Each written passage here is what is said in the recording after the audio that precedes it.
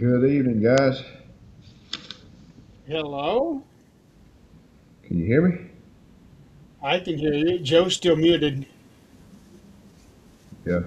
Oh, I've done there. it a few times, Joe. More than a few Oh, well, times. I've done that mistake a few times. Happens to Nick all the time. But he's never on time either. That is true. That is true.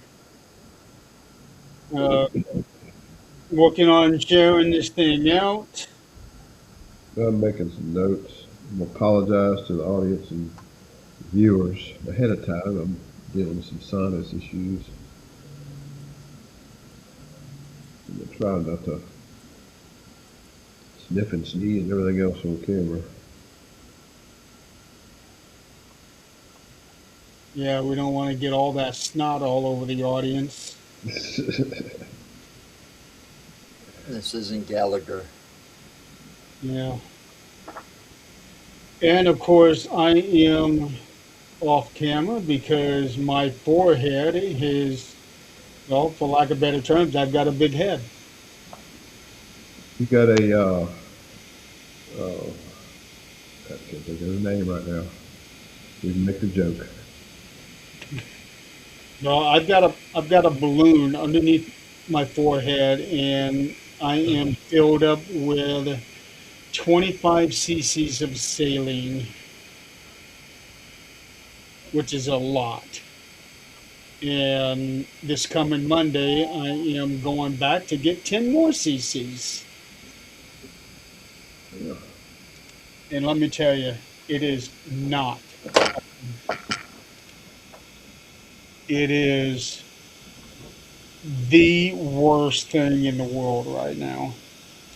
Probably the worst thing I've been through since the start of this entire journey.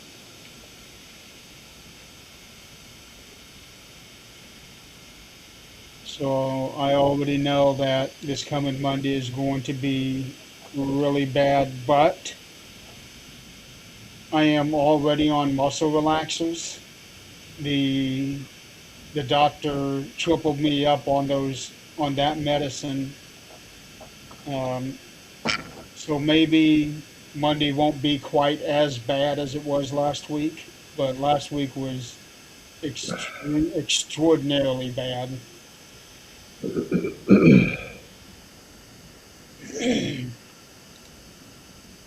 So, all right. So, in the spirit of not wanting to get the audience covered in stuff, we're going to try to breeze right through this thing. See if we can get this thing done in an hour. Anybody want to take any bets? Hmm. I ain't taking that bet. We'll I'm get not. off track and start talking about other things. We always do it, and I know for this first one here, we're going to have a lot to say about this Well, first you match. It know, shouldn't take that long to do there this was one. also a lot of releases too. Yeah, Yeah, we're that's definitely going to have to cover that when we But get done with this. the first match, that one was kind of disappointing.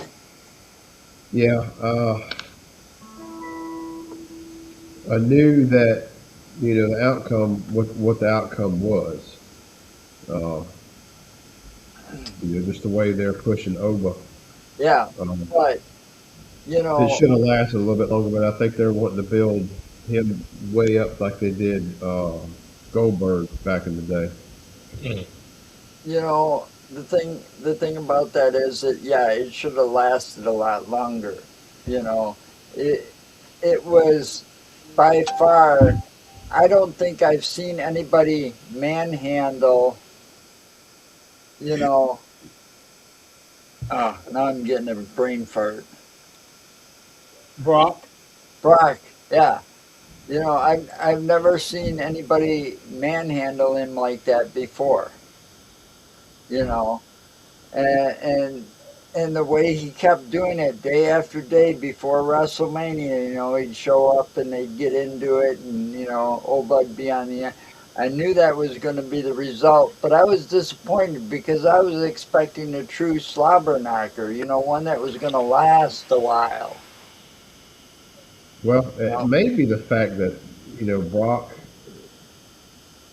I mean, even though he is very athletic, he may be at the end of his career that he can't go as long Well, as he used to.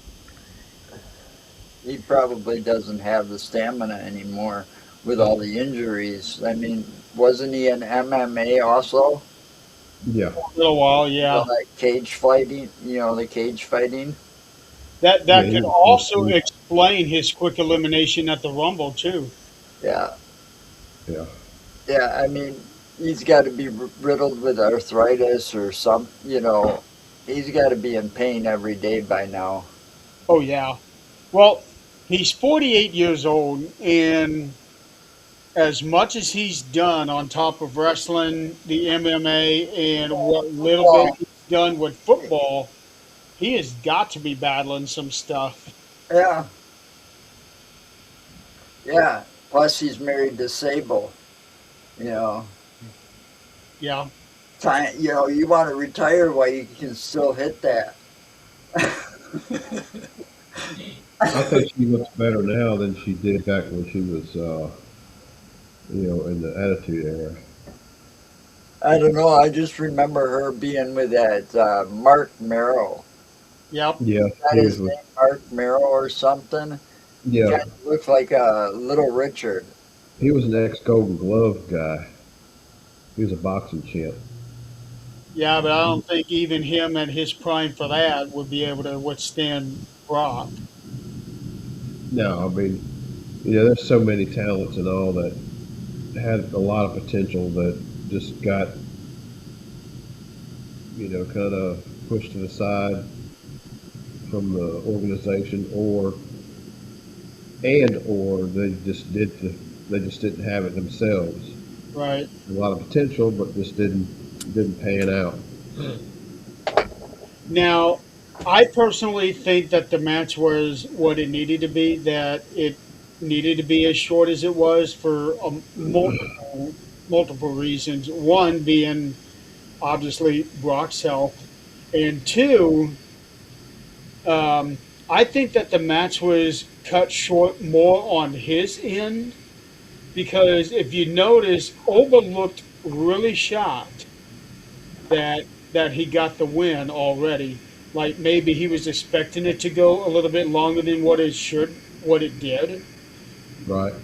And the word out there is, and I want to get your guys' opinion on this too. The word out there was that nobody knew Brock was going to do this retirement thing. That's what I think. I think if anybody knew, probably Sable, maybe Triple H, a I couple don't even people think at Triple H most. knew. Uh, I don't think Paul knew the way he reacted. And I Yeah, know it's theater, but I think he truly was he was shocked. Speaking of Paul, I did see a video yesterday from the other side of the ring, and it was kind of hard to tell. 'Cause it looked like he was rubbing his eyes, but somebody was saying that he poked his eyes so that he could get those tears and get his face to be in that kind of like expression where he's really sad or hurting. Uh, But during the saw retirement the part, video, but it was hard to tell. yeah. I Some don't think it people, would be. some people read into them videos too much. I And don't think it would be that hard for Paul to genuinely feel, sadness and all that from during that if he didn't know, or even if he did know, yeah, just the moment itself, I don't think you have will to have an poke effect on his him. eyes to bring up some tears. Now, I would say he didn't know. I mean, that guy.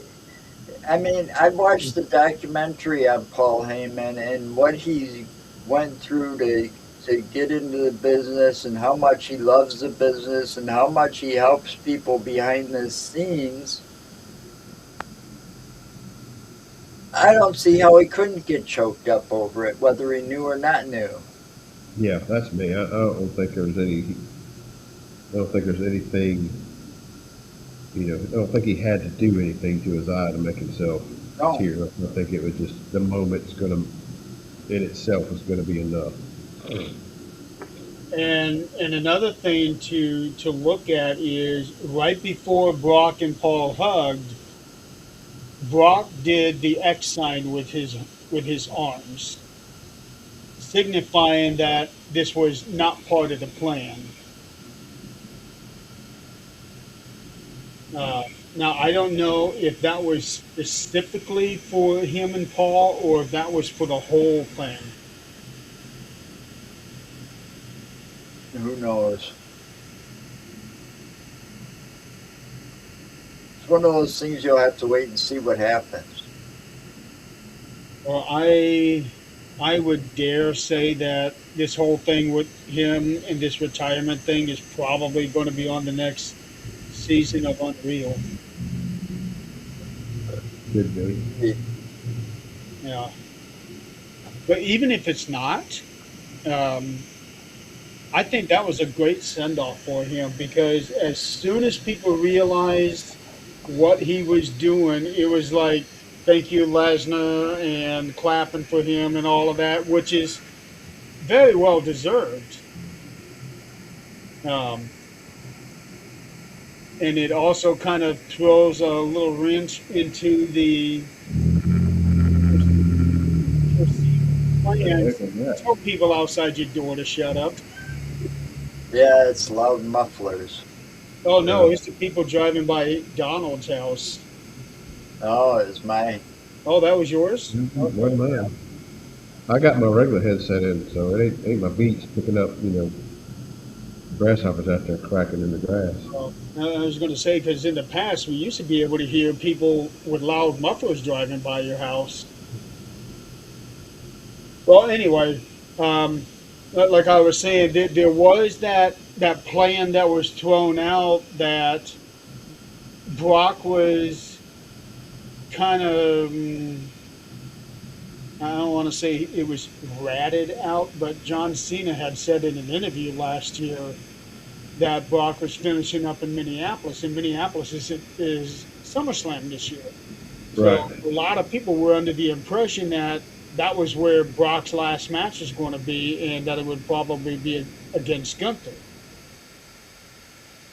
But if this is his last match, I think that was the better choice because that really puts Oba into that next level. Well, yeah, it does, and they really needed to push Oma if Brock was going to retire anyways because he's the next big man. Well, You know. the issue I have with the Oba thing is they really don't have anybody right now that would be a good uh, matchup. No. None. I mean, they're already. I mean, you can tell after WrestleMania, after post show, they were already wanting Roman and Oba. But And this is not the right time for that. No, that's a WrestleMania match. now the whole thing with the Oba as well, I heard is they're going to start that record to beat the Undertaker's record using Oba. So every time the guy goes to WrestleMania, he's I'm going to sorry. win. I'm sorry. They didn't leave that alone. Yeah, that I no I did. Yeah. That's a Even if they try, there are so many variables that's going to come into play with that. He's got right. to stay. He's I got to stay healthy Well, the whole the time. thing is, my opinion is they should leave it alone, and it shouldn't have been broken in the first place. I But agree with that. but now here's what I heard about it getting broken is that the Undertaker should have called off the match. all right, because he wasn't 100%. He was suffering. He was just getting over pneumonia real Well, bad. He got concussed that day. And well, his breathing wasn't even right. He still couldn't breathe fully. Wasn't at 100%. well, So it's yeah, it was Taker. all fluke. Taker wasn't gonna not wrestle at WrestleMania.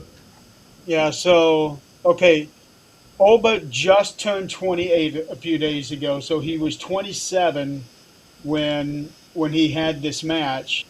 Undertaker went to 21-0, which means we're already pushing Oba almost 50 just to match that. And that is if he Yeah, makes it see, every single and year that without doesn't any. make. And for somebody to try to match that, yeah, they're gonna be old and have Yeah, to They're be not gonna around do it. that long, and yeah, it ain't gonna happen. no. You know, it's more feasible to go after Ric Flair. Ric Flair's. How many times he held the title, and see that ain't even accurate in my eyes.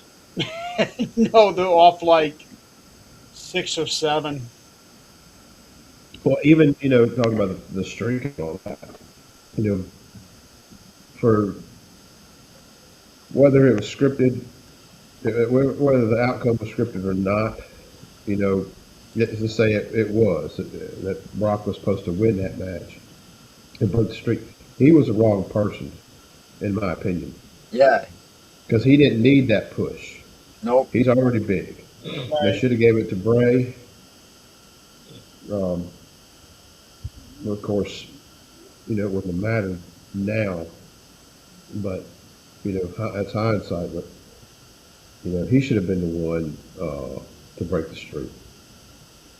Well, anybody but Brock Lesnar, because at that time Brock Lesnar had a name for himself. Right, Right. he's already big. Not just in WWE, but he had a name for himself in MMA as well. Right. You know, I mean, you needed to give it to somebody that was like, should be up there further and stuff. And it wasn't even Roman. People said, "Oh, Roman should have done it." No, The, Roman was already up there. the time frame is totally different, but if you had Taker in his prime or Oba back in the day, he'd have been the prime one. Yeah, Probably, yeah. You know, so the next best thing is beat Brock. Like he did, but But yeah. they were also looking at Edge breaking the streak, Randy Orton breaking the streak. Edge flat out refused. Um, he told them under no circumstances was he going to beat Undertaker at Well, WrestleMania. He felt like that should not be touched. what was it? Yeah, Triple H didn't even want to take him on at WrestleMania. He fought him 3 times. Right, but he didn't want to do it because he was afraid of ending the streak. Yeah, well, you know, I think it was a bad decision on Vince. it was. Um, I I don't think I have yet to hear an interview where one person agreed to that streak.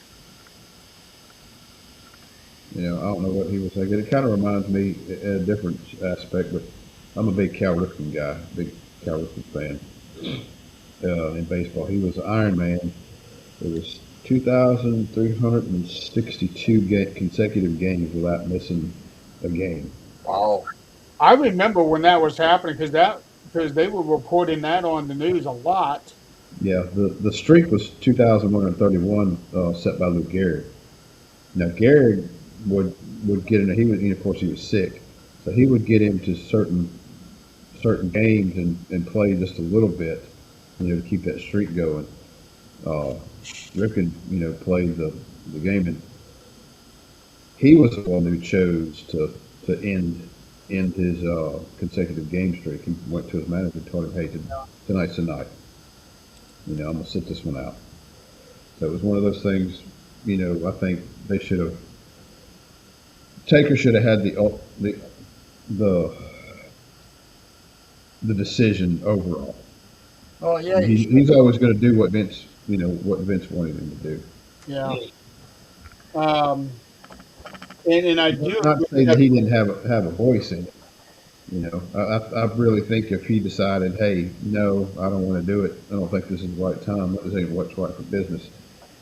He would have spoke he up. told Vince that. He Uh, told Vince that, and Vince was like, "Well, if not Brock, then who?" And yeah. at that time, uh, let me double check. I don't know if Roman was on the roster then or Yeah, not. he was on the roster, but he was already a top guy. Not yet. He was still with the Shield. Oh, that was Roman's first WrestleMania. That on WrestleMania 30. That was the first WrestleMania. So Roman,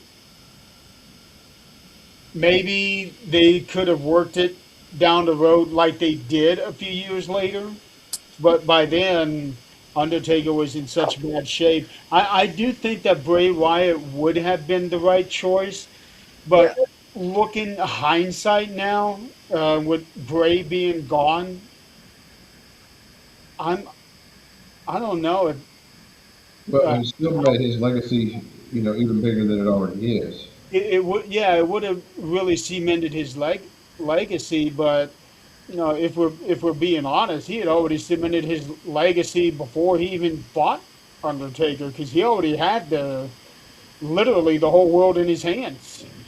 Yeah. yeah. To this day, they still, they still do the little fireflies out there when Yeah. the Wyatt Six show up honoring Bray Wyatt. Oh, Yeah. and Well. that was such a horrible thing that they released every member of the Wyatt Six. I that Hey, Yeah, that hey, and Josh, was horrible. before they could get to the point, because that's where I said they dropped the ball. Yeah. Alexa Bliss didn't even get a chance to join them. So, because they diverted her and put her with Charlotte because Charlotte needed a boost. I wonder So if they already had it in their minds that we don't really have anything going on with them. That we're not going to put Bliss with them because we're fixing to get rid of them anyway. Well, they had just gotten done with a several month long program with the MFT. Yeah, I don't understand.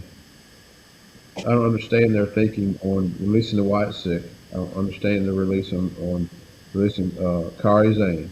Though I got a theory on this Kari Zane thing. Now I've heard reports. One report was that she was, of course, she was released and that uh, she had told somebody she wanted to go back home to Japan. That may be speculation. It may be a rumor. Um, She made a post on X that didn't completely um, deny that, but at the same time, she said, "I did not walk away," but she didn't address the Japan statement directly. So I'm she wondering kind of if left her it ambiguous. I'm wondering if her release is a work to because now you got Io and Asuka. Of course, they're going to wind up fighting at Backlash, and I wonder if she had going to pop back in and then turn on Asuka. That would be pretty cool, but they already ran that angle at Backlash. No, not yeah, Backlash. but they've been They've been rehashing doing that. these for years. They've been doing that thing for the past several months. They're leading up to her turning on Asuka at some point in time, and they Yeah, should have done it at WrestleMania and been done with it. Yeah, yeah. They didn't even have that match. I don't understand that either. Well, it's like dang Americana versus Americana match. Now at a AAA, Yeah, there's going to be a match versus match. That's a WrestleMania match. yeah. It or was at least something that everybody could see because unless you know exactly how to watch these AAA things. Yeah. Now I wonder if maybe they already had it in mind of releasing her before WrestleMania, and that's why that match didn't happen at WrestleMania. Very good possibility, but hell, let her just go ahead and do it. Even if you're gonna release her, just let her go ahead and do it, and then she can turn on Oscar, and then Oscar can injure her, and then she's gone. Yeah, and it wouldn't be the first time that they've released talent within a week or two of a major PLE because they did that a couple years ago at the Rumble. I think three of the women from the women's Rumble were released less than 2 weeks after that event. Yeah, it just I don't know. A lot of things going on, a lot of decisions being made that to me is not. They're the experts and all, but it just doesn't make sense to the fan base. Well, they're supposed to be the experts, but I don't know.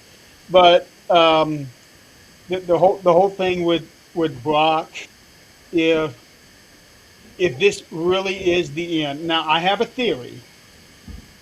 I have a theory that because of the whole thing going on with Gunther and Paul Heyman with Seth Rollins, Paul now owns Gunther a favor. So who's to say that Gunther is going to start picking on Paul and bullying him and saying, I want Brock.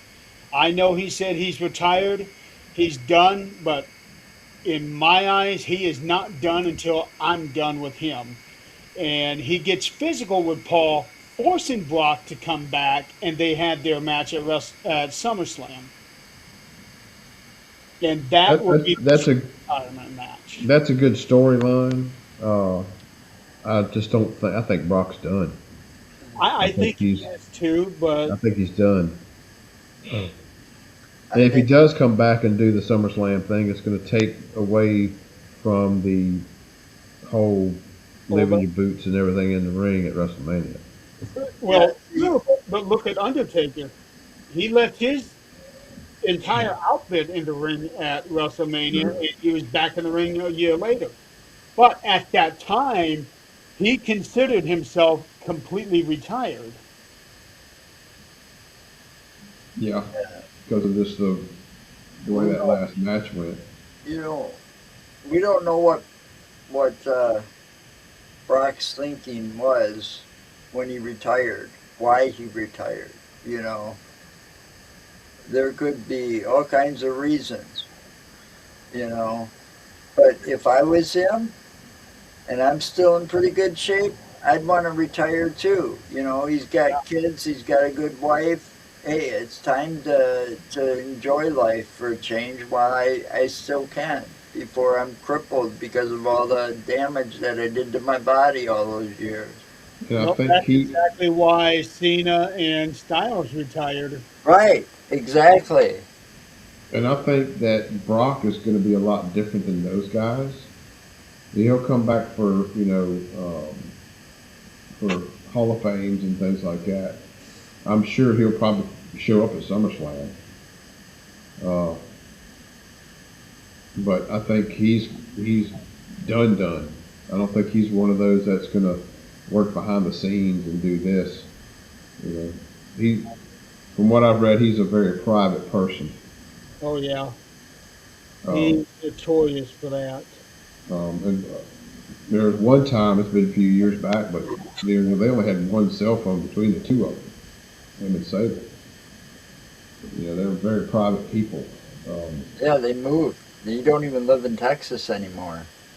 yeah, he was in No, Montana, lived wasn't in Texas. No, he was in Texas. He had a ranch in Texas. he? I thought it was Montana. I But thought it was anyway, Minnesota. they are in Yeah, Canada now. Yeah, rather, Yes. I think he's he's been in Canada for a long time. he's content and doing his whole Saskatchewan, ranch in Sask, Sask, or whatever that is. Saskatchewan. Yeah, that's it. Yeah, that sounds right. Actually, Right. is that the one that's bordering Minnesota? I don't know, but I know that I heard that he is no longer in the United States. He's now a Canadian citizen. Yeah, All right, well, we're 30 minutes in and we've only gotten one match done. Okay, next match. all right. So the next match is the ladder match, pack ladder match for the Intercontinental title. Penta defending against Javon Evans, Dragon Lee, JD McDonough, Rusev, and Rey Mysterio. Um, Going back on the previous match we just talked about, we all picked over to win. yeah, So yeah. Um, so this match had some complaints on it. Not the match itself, but the entrances. Dragon Lee, Rusev, and JD McDonough got what people refer to as the jobber entrance, meaning that us viewers watching this thing did not get to see them come out. we Only got the to see audience commercials. saw that. Exactly. Um, and that's a problem. Now, granted, I know years and years and years ago, they would, like WrestleMania 6, 7, 8, they would be doing these interviews and wrestlers would go out during that time and already they're there. But WrestleMania back then wasn't the show that is now. No, And I I mean, did, you got so many damn commercials now, it's ridiculous. yeah, I did see a video of Dragon Lee coming out, and he had this big dragon wings coming out. It would extend and everything. And I'm thinking, that would have been really nice to have on the main show. Oh Yeah. shit.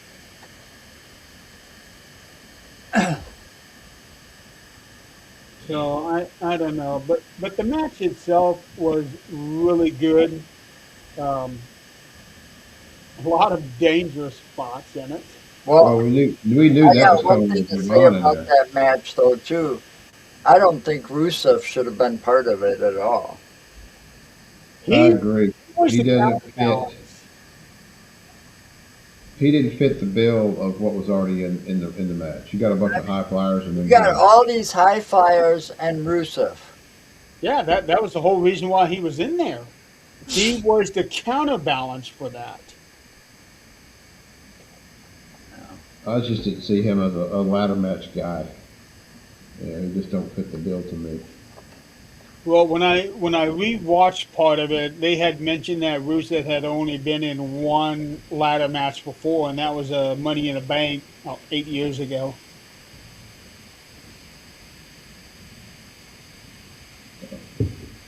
There was that one spot there in the middle where I thought he really got hurt. Um, when Ray crashed into him and broke through the ladder, I thought the back of his head got rammed into one of the rungs. I saw that It too. I was looked like, that oh, way. that looked gnarly. Speaking of that, Soul got injured Yeah, I on thought at that. that point he was out the rest of the match, but he came back in and did that spot with Javon there at the end.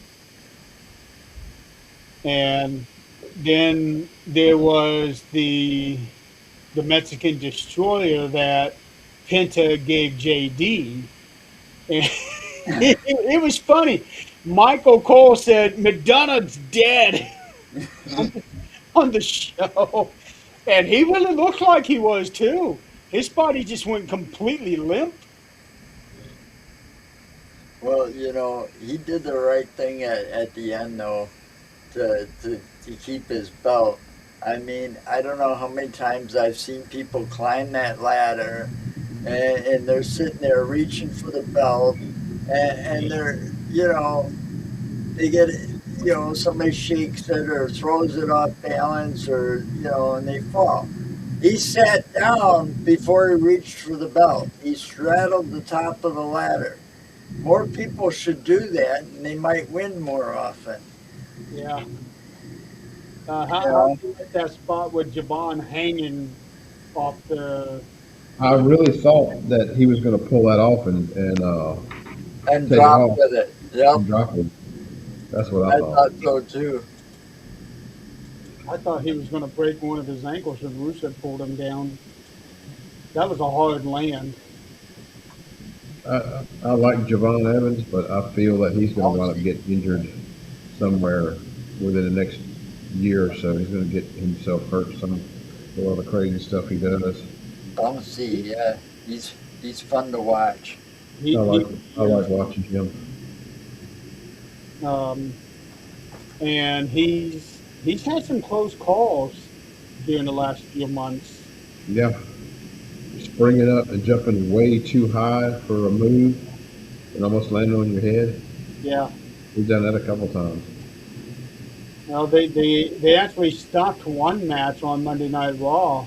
They thought he was having a concussion, and I kept rewatching that whole match, trying to figure out where he could have possibly had gotten hurt, and there was nothing. It just automatically they called it. Hey, Javon can't continue anymore, and I watched the whole thing. Where did he get hurt? And then it turned out he wasn't hurt. But yeah, I really do worry about Javon, and he also went into the history books. He became the fifth youngest wrestler to make his debut at WrestleMania. Wow. The Uh, fifth youngest.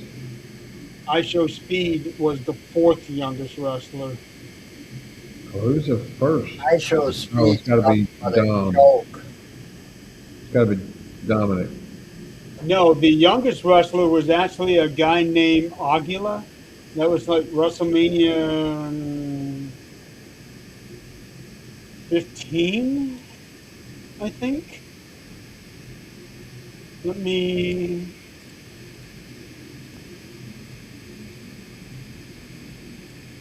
find it here because I think it was 99. Well, on this while he's looking that up on this match, first pick, I believe Joe had said Penta. My second pick was Ray. My first pick was Evans, and I think Jeremy's first pick was My first pick was Penta yours was because I went Penta and Evans. and Evans. Yeah, I went Ray and Evans, and I guess Joe's the only one that picked Penta for sure. Or you picked Penta. God, I can't think. I got too many notes on there. okay. It was the opening match of WrestleMania 14. It was Taka Michinoku versus Aguila. And Aguila, let's see, that was uh, so that was March 29th, 1988, 1998. Mr. Aguila was born December 10th, 1977. So So what, did he have a spot in there? he was 19 years old when he debuted at WrestleMania. Was he actually wrestling, or was he just, Yeah, there? he had a match against Taka Michinoku in the Oh, opening match. So so that makes him the youngest. Oh no, no, no, no, no, no, no, no, no. I forgot about Nicholas. So Aguila is the second youngest. Nicholas is the youngest. He was like 10 or 12 when Braun Strowman put him. Yeah, I was gonna say, wasn't he tag partner with somebody and they won the belts? I that's forgot right. about I That's forgot right. about him. I forgot about that one. Yeah. Well, he didn't even touch anybody. He just tagged in and tagged back out. But technically, he had a match there. So, yeah, I forgot about him. He's the youngest. and there was somebody there in the middle. I don't. They actually had a list shown on one of the shows. It had Nicholas Aguilar, someone else, ISO Speed, and Javon Evans. Yep, Renee keep going. I'm gonna step away for just a second. Okay, it was Rene Dupree. I remember him now. So yeah, Penta was my first pick. Um, I was actually really disappointed that they did not figure out a way to get Vikingo in this match so that he could represent AAA. Well, they could have just got rid of Rusev. No, usually these matches have 7 people in it. Yeah, well, So I don't know why they couldn't have just added him in there. maybe scheduling conflicts. I have no idea, but it would have been cool to see Vikingo in there because he would have really riled that crowd. Well, there's a lot of those guys from AAA that I would have loved to seen in that ladder match. You know, because there's two people that I felt didn't even deserve to be in there, and that's Rusev and JD McDonough. I You think know, JD was put in there because of what he did last year when he had that really bad injury. So I think he was added in there so that he could have a WrestleMania match under his belt. That's my maybe, but I'm just saying,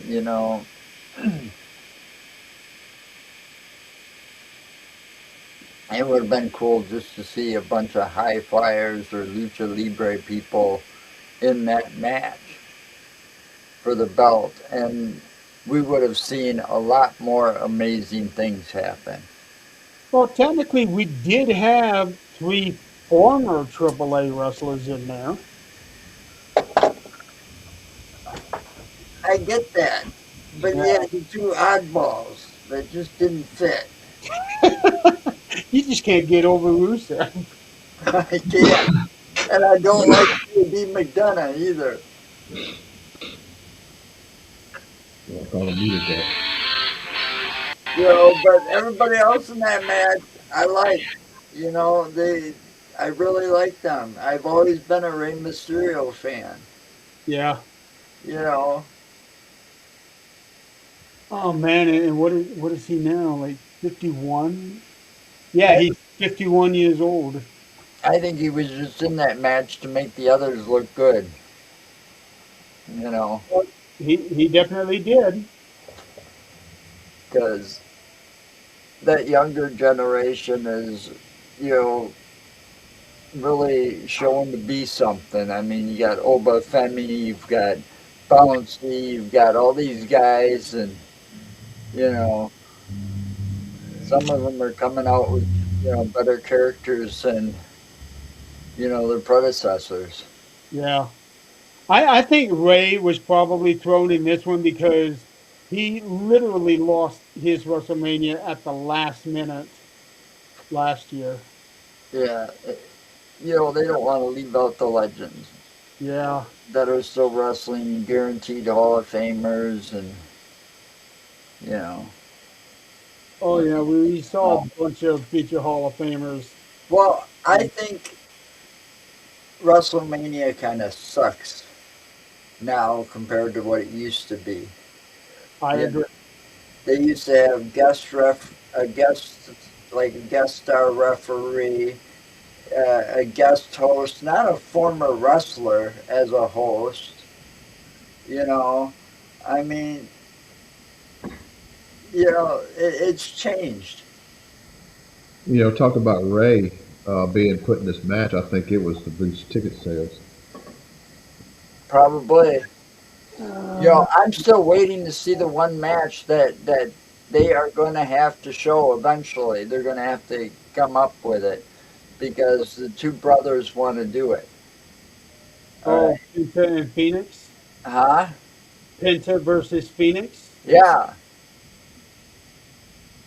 Uh, I'm waiting for. They should probably do that while Penta is champion and giving his brother a title shot. They should probably That's do what that. they want.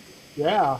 I heard that both of them agreed to come to WWE under the condition that at one point or at some point they get to wrestle each other for a belt. Well, this would be the right time to do it. All right, let's move on. Um, Now, I want to lead in with this one. We had Obafemi in the first match. Javon Evans was in the second match.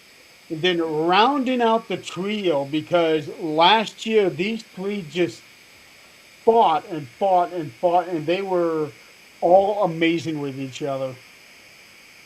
Trick Williams taking on challenging Sami Zayn for the Intercontinental title. Um, and I'm pretty sure everybody knew that Trick was going to win this one. And what kind of gets me is Little Yachty was with Trick Williams. That I believe was probably only because of ticket sales. Yeah, yeah. And Trick Williams came down the aisle with the longest train I think anybody has ever seen. I don't even think I've seen a wedding train that fucking long. I know Donald said something about Princess Diana, but I don't know how long. I don't remember that wedding. That was a long time ago. I want to look it up. Longest wedding train. Trick Williams.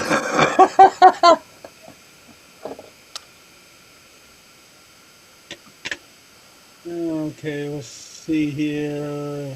He kind of reminds me of Booker T in his younger days when they were Harlem Heat. A lot of people have been saying that. Okay, Princess Diana, her train was 25 feet. Guinness World Records. Longest wedding train dress ever could almost cover Mount Everest. Holy shit! The gown was, oh, I don't even know how this is even possible. It's saying that her train was 26,559 feet. How could that be? I don't know. Wow. Anyway, I thought that was a little bit ridiculous on Trick's part. I don't know if even he was expecting it to be what it was because he kept looking back at it.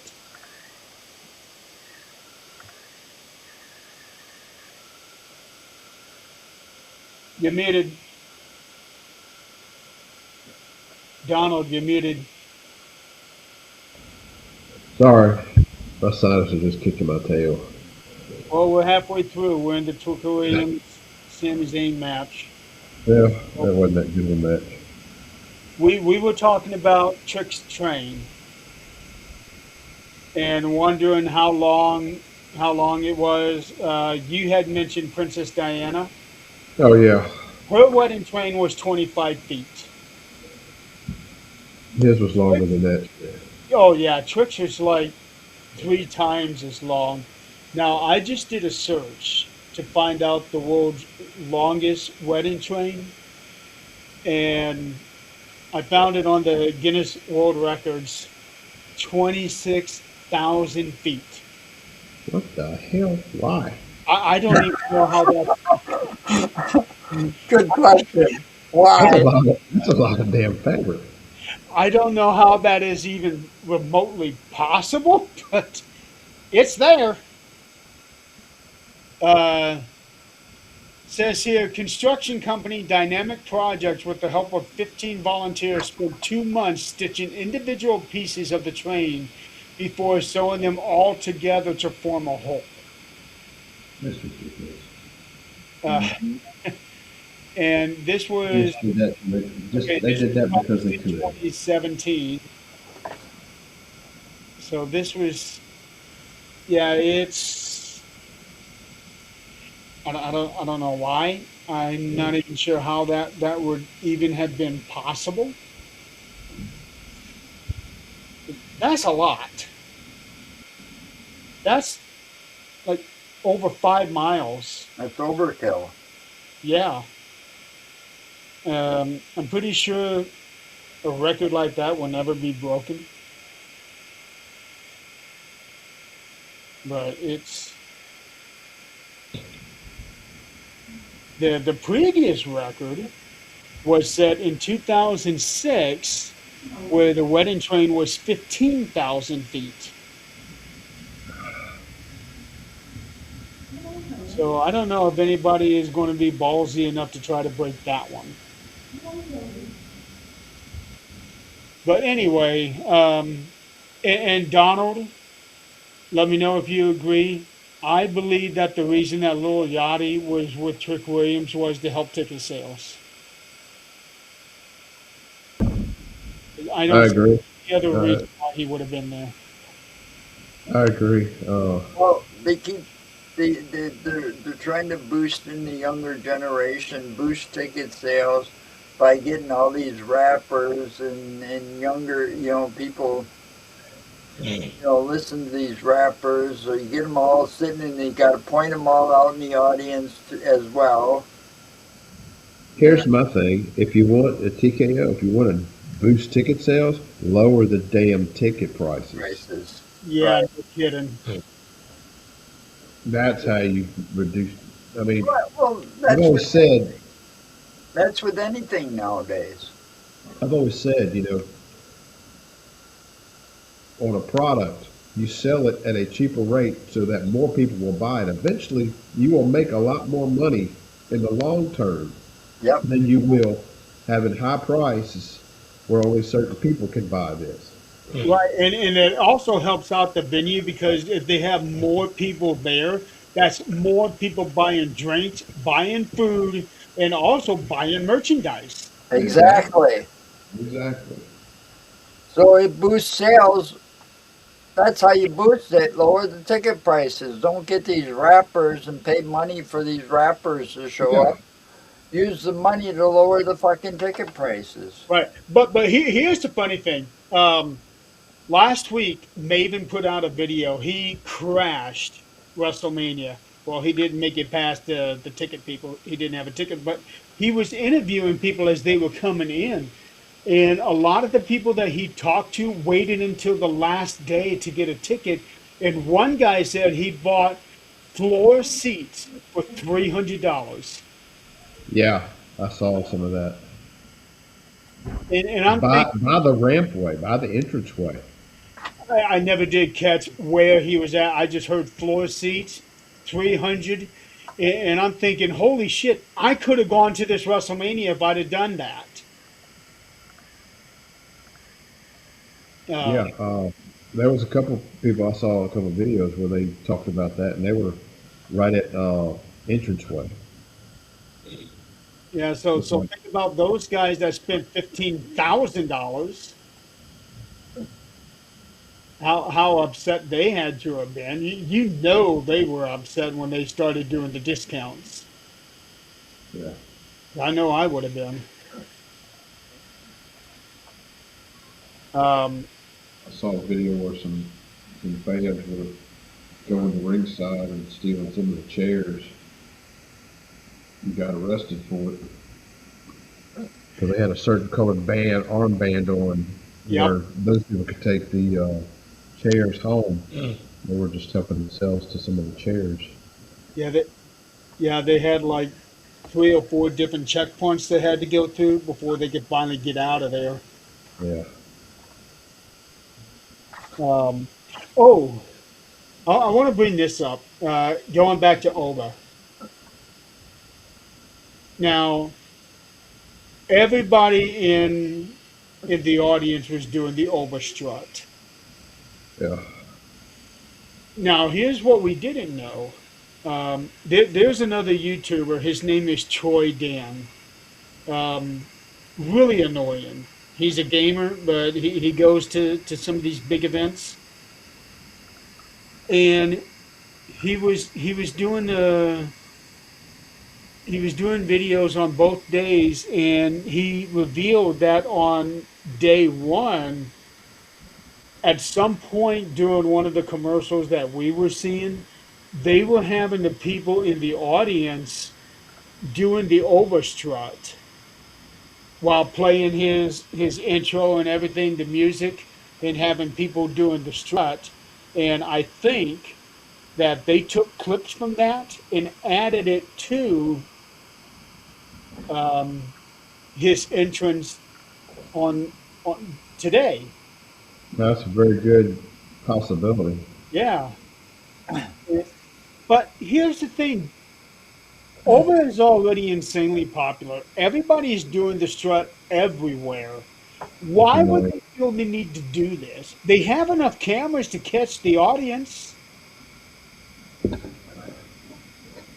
It, it, it's a to me that thing, and then you got the of course you got Yeet, and then you got the tag team that just come out the other night. Um, God, I can't The think. movement is dying. Anyway, they were doing this. The audience was doing this. Oh, that's Joe Hendry. No, well, yeah, yeah. Well, he did his little concert thing on Raw. I don't understand what that shit was all about. It was retarded. That that was had no business being as catchy as it was. It The was line, good. I mean, I laughed about it, yeah. but why are you putting Joe Henry in there to sing and play the guitar like dang, Well, well, I The Rock think on they it? want to get him already involved with a big name. So getting him Well, in Logan Paul, I think. I get it, but there's another way to start this feud off. Yeah, well, I think this was also their way of acknowledging, the fans' unhappiness about the releases, like a subtle way, Yeah. because Yeah. they would not have allowed that to happen if they didn't want it to. They also said that the releases were due to business cutbacks. What did they? Well, if they wanted to do Budget cuts. business, That's it. That's the word I was looking for. Budget cuts. And yeah, if I'm they like, wanted Well, to do budget you really? know cuts, what? With TKO's money and the WWE's money, you're talking budget cuts? You know Really? what? Oya You know, Emanuel made 62 or 67 million dollars. well, you want to work on having to cut your budget because you're not bringing in as much. There again, lower your damn ticket sales. Prices. And lower the merchandise price. Some of those Oh yeah, championship belts were costing like $2,000. yeah. I saw Well, that. you had Tomahawk Even with steaks the for discounts. $500 the first night, and then they're discounted the second night for like $150. I ain't paying $150 for no damn steak. Yeah, I don't give a shit how good it is. I eat a damn $20 hamburger. yeah, no kidding.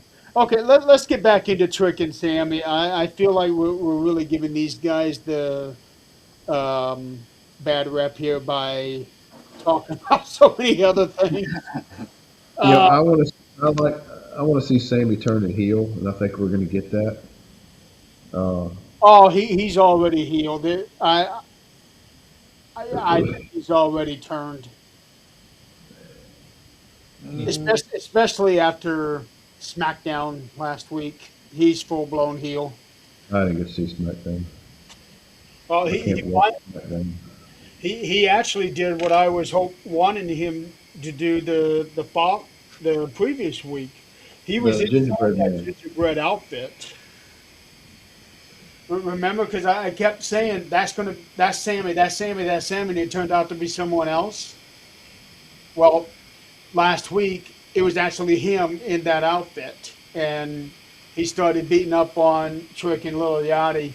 So yeah, he's full blown heel turn now. Oh, that's good.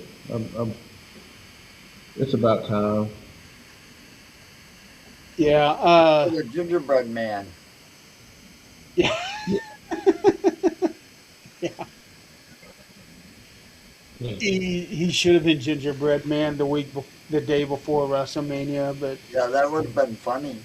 it would have been because I was calling it Sammy's gingerbread man, Sammy's gingerbread man, Well, and then all of a sudden he came out from the gorilla position. No, come on, you guys had a great opportunity there, that's and what I then they said. finally did the last They one. dropped the ball on a lot of things, They really have. Well, you know what? Okay, including the going with releases they that, made.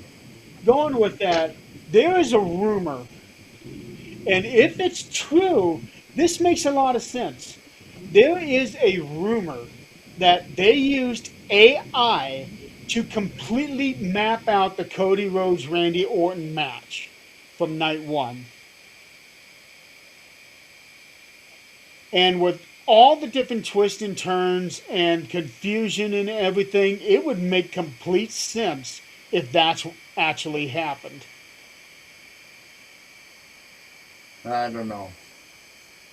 I just know that they're dropping the ball, and I also heard a rumor that Braun's on his way back. Braun Breaker? No, Braun Strowman. Braun Strowman. Oh, no, I did not hear about that one. I heard he's going to make uh, an appearance at Backlash or SummerSlam. Yeah, Well, it'd be nice to see him again.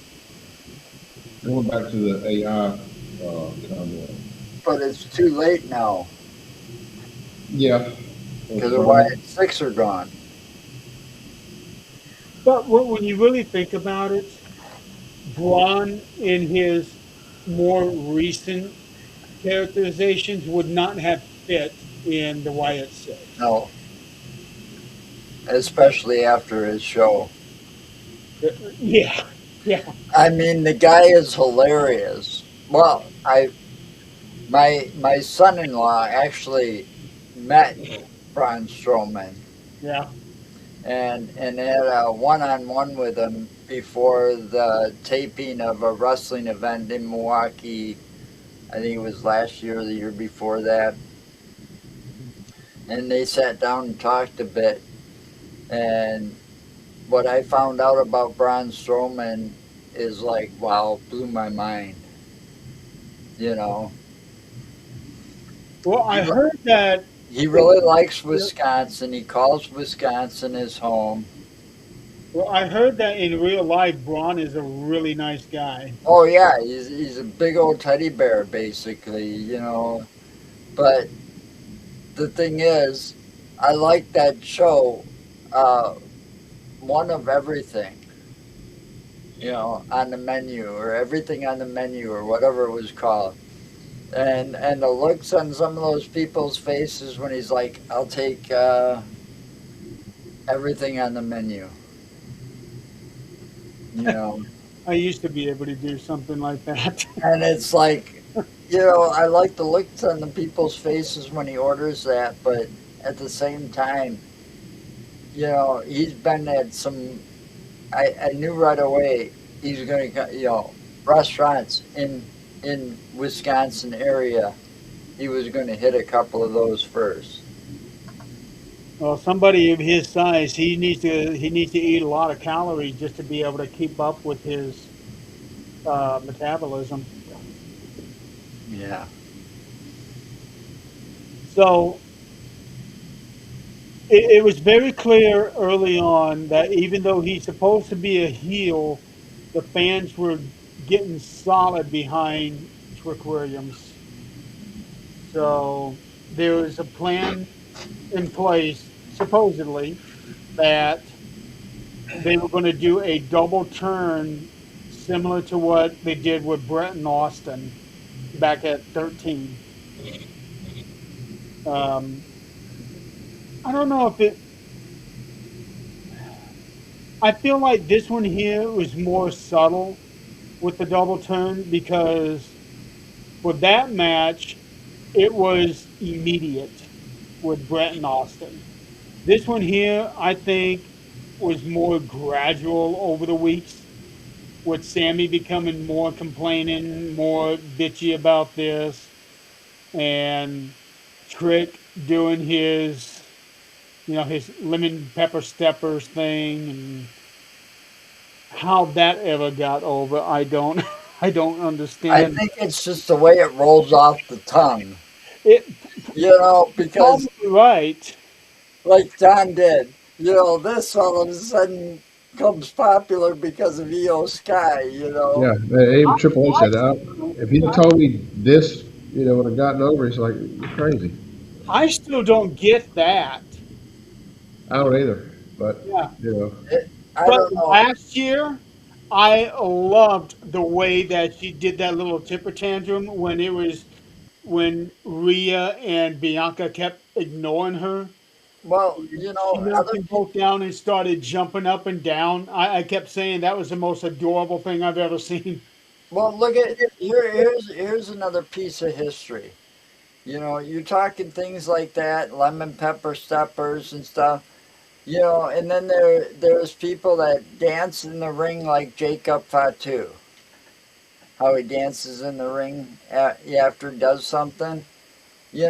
That goes back to Ivan Putski and all these other kind of not so big but muscular dudes doing their little dance, Junkyard Dog, and the way he used to dance in the ring. Oh, My he was mom, insanely over. my mom was a huge JYD fan because of the way he danced in the ring. I loved JYD back in the day. All right, now last year there was a song called "Lemon Pepper Steppers" released by a group called Freddie Gibbs and the Alchemists. I haven't listened to it, but I can already tell it is one of those majorly vulgar rap songs.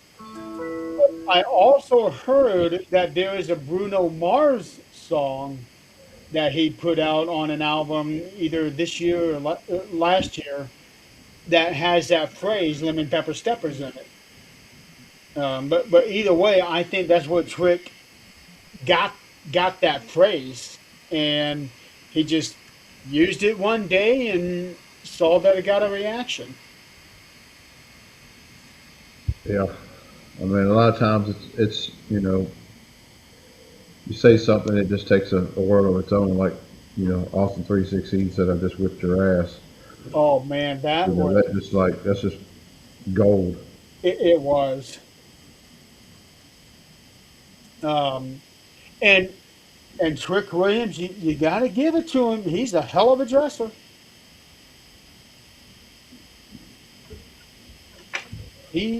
He's got style. Um, but I do believe absolutely the right choice for him. Excuse me. Boy, what is it with you two tonight? I think is absolutely the right choice. Chuck Williams winning the United States title. I knew that was going to happen. Yeah, And the way they're pushing certain individuals, I knew that he was going to wind up winning. yeah, because he's got star power all over him. That's Well, very like apparent. I said, when I first saw him, the first thing I thought was, you know, now in Booker T. Back when Booker T was part of the Harlem Oh, Heat. he Heat with his brother. That's what he reminds me of. When I first saw Trick, he was with Carmelo Hayes, and at the time he wasn't even a thought to be a wrestler. But when I saw him, I'm like, Dude, this guy's got a build to him, and you can tell he's got charisma. Hmm. And as soon as he took his shot with Shawn Michaels, saying, "Hey, you know, I want to be your number one guy," and he started giving him a little bit of a push, it was off to the races for him from that point. So I can easily see him main event in WrestleMania within the next 5 years. Definitely the next Booker T, that's for sure. Yeah. Not necessarily win the Royal Rumble right away, because I think that's going to be over next year. But I do believe that Trick Williams is going to be a world champion within the next 5 years. If they do overwrite and just keep the little hints here and there between him and Roman throughout the year, Well, you know, I when you think were saying something about Oba and Roman at SummerSlam, I did see where there was a rumor about Oba being King of the Ring this year. I don't know. I don't know if that would be the right choice. Like let him build it a little bit over time, but at the same time, I can understand that you really need to strike the iron when it's hot. Hmm. yeah, I mean, give him all the accolades throughout the year.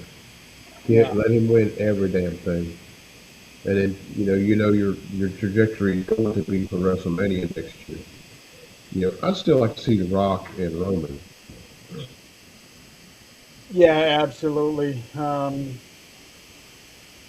Maybe if they get to the in the uh, trajectory for Oba winning WrestleMania next year, beating Roman, and then Roman versus Rock. I don't know. There's a lot That, of that would speculation. take that would take some doing because Rock would have to come back and get the ring rust off.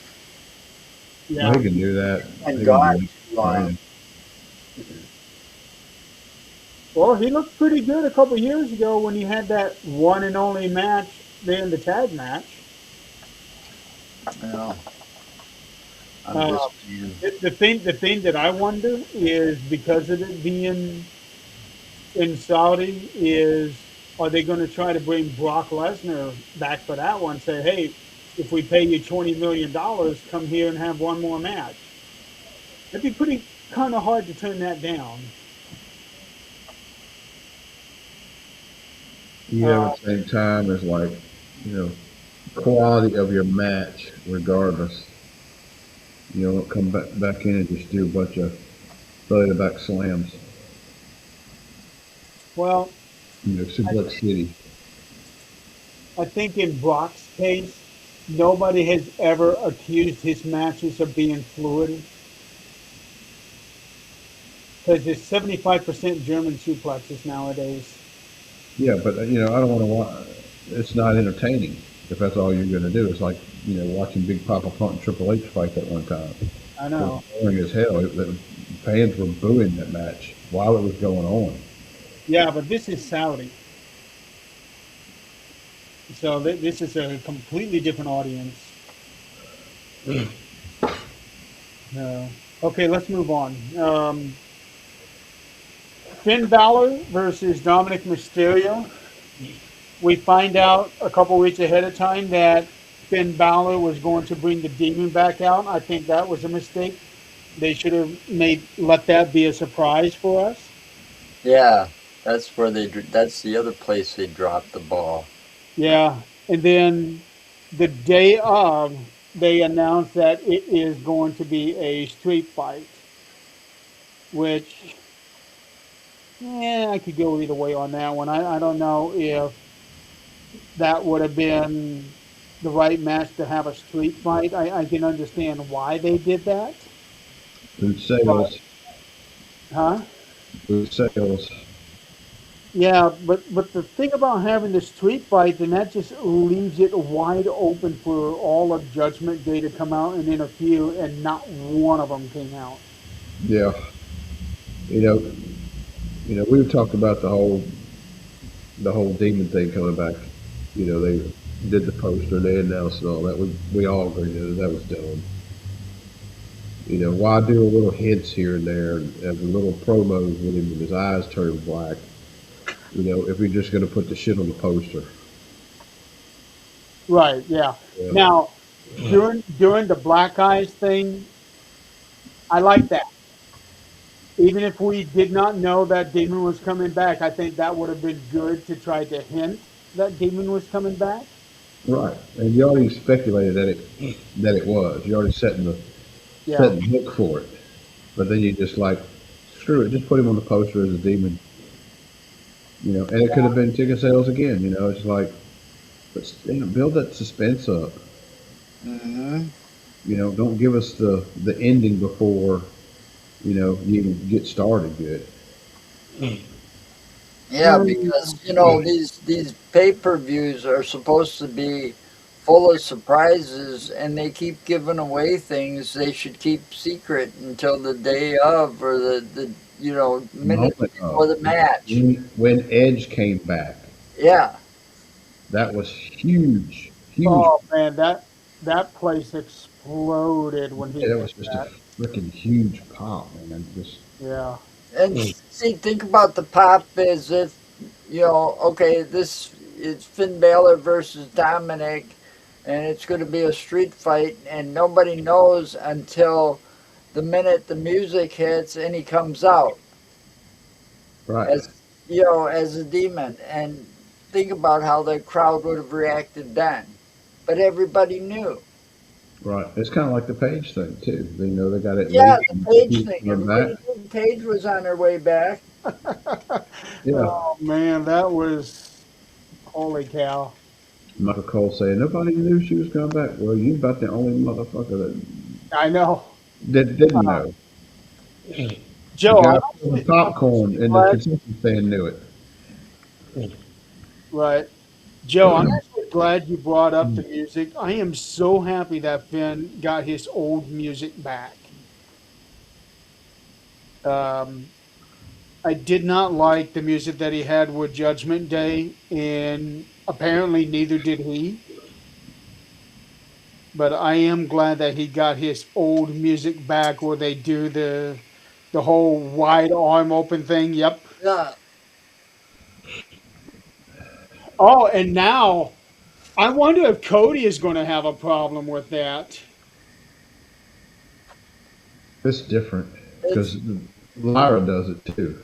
It's yeah, different, but it's still the same thing. not really. Not everybody going to do it in the audience. It's like the yeet thing. It's like the yeet thing. They all do the waving like.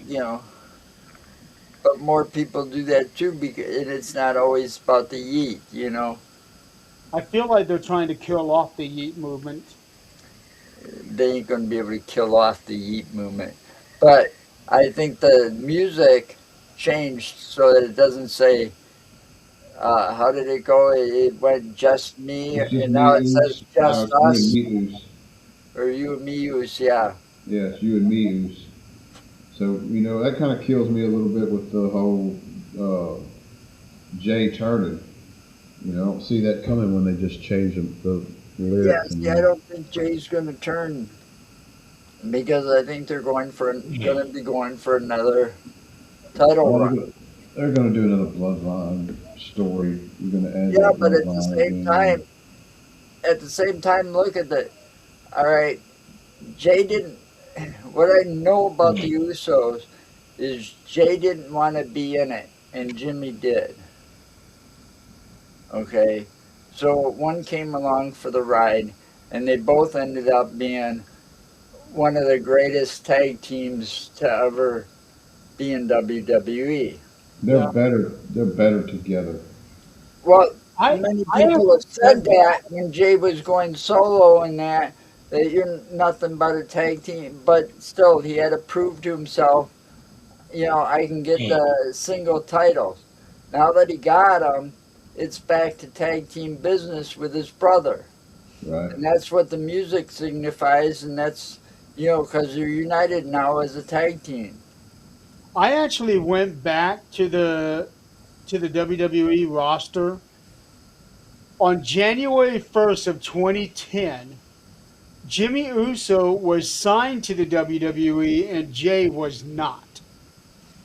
Now, granted, they debuted together, but Jimmy got signed first. Oh, okay, so it's the other way around. I mean, I knew one wanted it more than the other one. Well, you may still be right that Jimmy wanted Jay to be a part of a team, but Jimmy ended up getting signed first, So, at least according to what I saw. I have no idea how soon after Jay hopped on. I just simply looked at that particular date because I wanted to see who those that were signed at that moment on that day were still here, and we have yeah, like 12 of them left total. yeah. And Jimmy and Jay are going to be around for a long time because that Samoan legacy is not over with yet. Oh no, they still got a long way to go. And Because I know of at least two that are in NXT. I don't know their names, but I remember once where one came from NXT. He was brand new. Maybe he came from the place in Florida to save Roman's ass. And they Uh, announced him as one of the, part of that Samoan thing is like Roman's nephew or cousin or something, one of those. I know who you're talking about.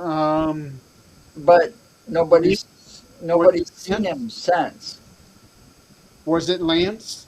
It might have been. Okay, yeah, that was actually brought up somewhere recently. It was just only for a short amount of time for him. the way they're doing with the Samoans and all that, bringing this one in, bringing this one in, bringing this one in, the Samoan family will always be part of WWE long after we're gone. Oh yeah.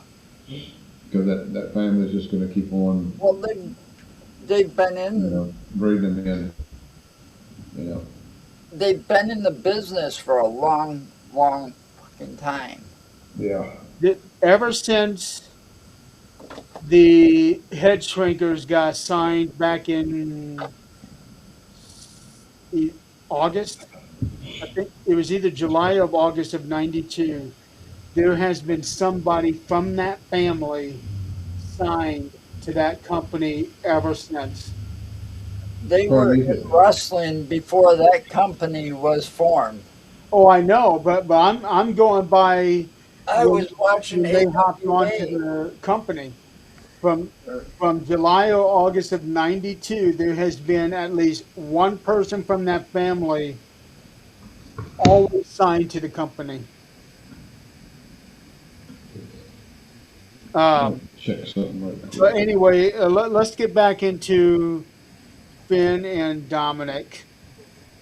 So, one, I am happy that they are still trusting Dominic with a match of this caliber at WrestleMania. 'Cause that shows how much faith they got in him. Um, and the fact that this is now a singles match, I think this is actually his first singles match that did not involve his father.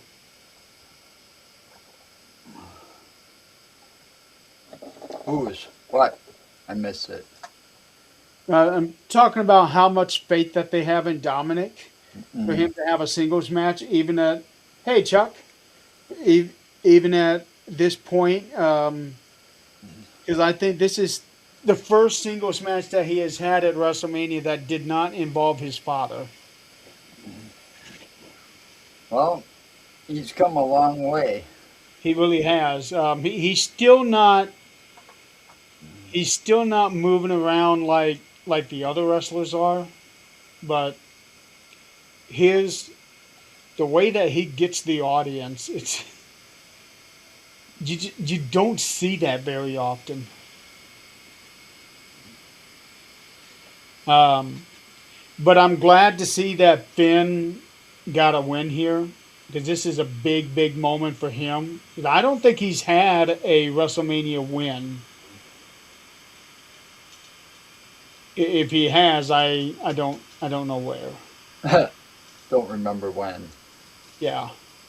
Um, and to have the demon come back after 3 years, I think that was really good. Um, I think it did a lot for him because now he's in his 40s, and with the way that they have been using him the last few years, I'm pretty sure that he was getting discouraged about having his own solo run and things like that. And now he got this match. He got a WrestleMania singles win, and he got it as the Demon. I wish they would. Wish they would continue on with this the demon thing, not just see it every once in a while. Well, that's what makes it special is because we're not seeing it all the time. Yeah, you should just like, you know, do it like during like the special like pay-per-view events, you know. Yeah. But I like You the got a I match. like the I like the darker characters. Boogeyman, Taker, Oh, I White Stick, remember the Boogeyman. Demons. Oh man, that guy was Uh, hilarious. Well, we got the Demon back. Well, We got Danhausen. I was just gonna say what he did on night two. That was hilarious. Yeah, we are going to get into that after this next match. Okay. So we got Jade Cargill defending the women's championship against Rhea Ripley. We already knew Rhea was going to win. There was Yeah. no question about that. But I will say, Jade stepped up for this match. I thought she did really good in this match.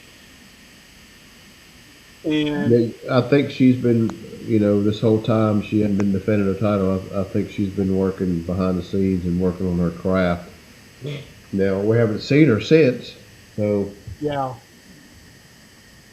So well, you know. a little bit more time at the training center Well, you look at it too. or You get rid of perform. Wyatt six, but you keep Jade. well, I can understand them keeping Jade because she just has that look. She's got that generational look that they are looking for. Well, they haven't really been able to replace the likes of China ever since China left. You Yeah, know, Rhea's the closest thing, yeah, Rhea and you got Jade, and the way they look, they're like the closest things to China. and Rhea has lost some weight, some bulk. Uh, yeah, she's been battling some eating disorder. She's been talking about that lately too. 'Cause that was something that I've noticed. I started noticing it about a month ago that she was looking a lot skinnier than she did. Don't worry, Donald. We're almost done. Um, and Rhea did a promo last Friday, and she said that Jade surprised her, and that Jade surprised her and proved that she could go. Yep, I saw that. Um, and that's how I was feeling watching this match. It's like, holy cow, there's a complete difference from where she was at even a year ago. yeah, I wish they would just had her defend the title, a lot more than what she did. Well, It's technically she did, but they were on on house TV. shows. It's on They were on TV, not house your damn shows. house show. Yeah. Um, they probably did that by design. Oh, So we I wouldn't want to throw gradually this. see how good she's getting, and all of a sudden she sucks, and now she's really good. I want to throw this out right before this match. They announced a VIP priority pass. Adam Weitzman was sitting at the commentary table with Michael and Wade. He was wearing a headset, but he did not have a microphone. So now we are being shown that people are paying money to sit in the commentary booth for one match Well, after paying what? Anybody want to guess? $15,000, $20,000? I'm sure. well, I saw pictures. But it's ridiculous what they're doing as far as charging money for this, charging money for that. I saw a post where the green shirt guy was standing by the ring, and it has his name on the mat. If you go back and watch WrestleMania, there's this Yeah, image of it. There's names all the way around the mat. the green shirt guy was one of them.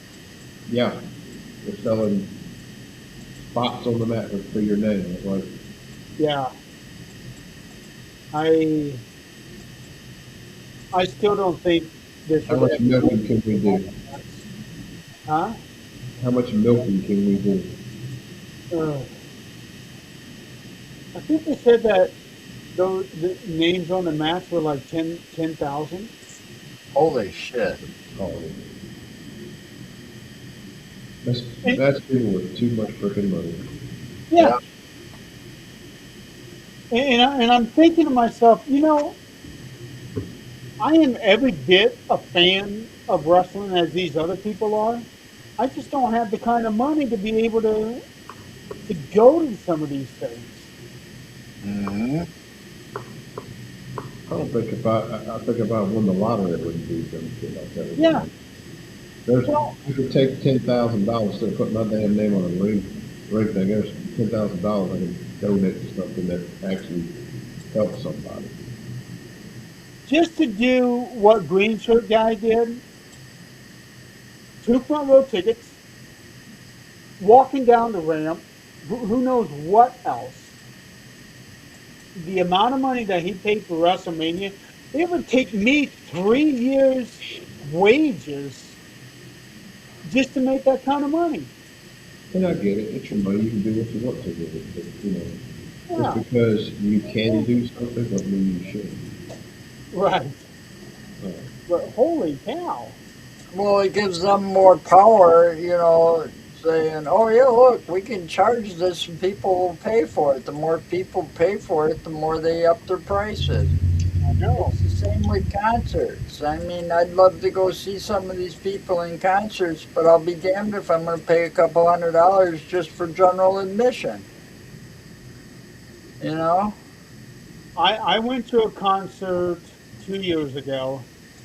It was $100, and it was just a small one, like a theater setting, and I had second row.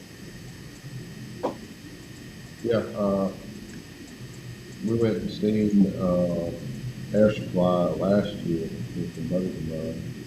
Tickets wasn't outrageous. Of course, it's Air Supply. But, uh, I mean, I did a meet and greet with Striper back years ago, and I think meet and greet tickets were like, well, it was uh, seven of us, 6 or 7 of us. They did the meet and greet, and it was under $250 for all of us. Now they're outrageous. It's like a couple $100 for one person. Hmm.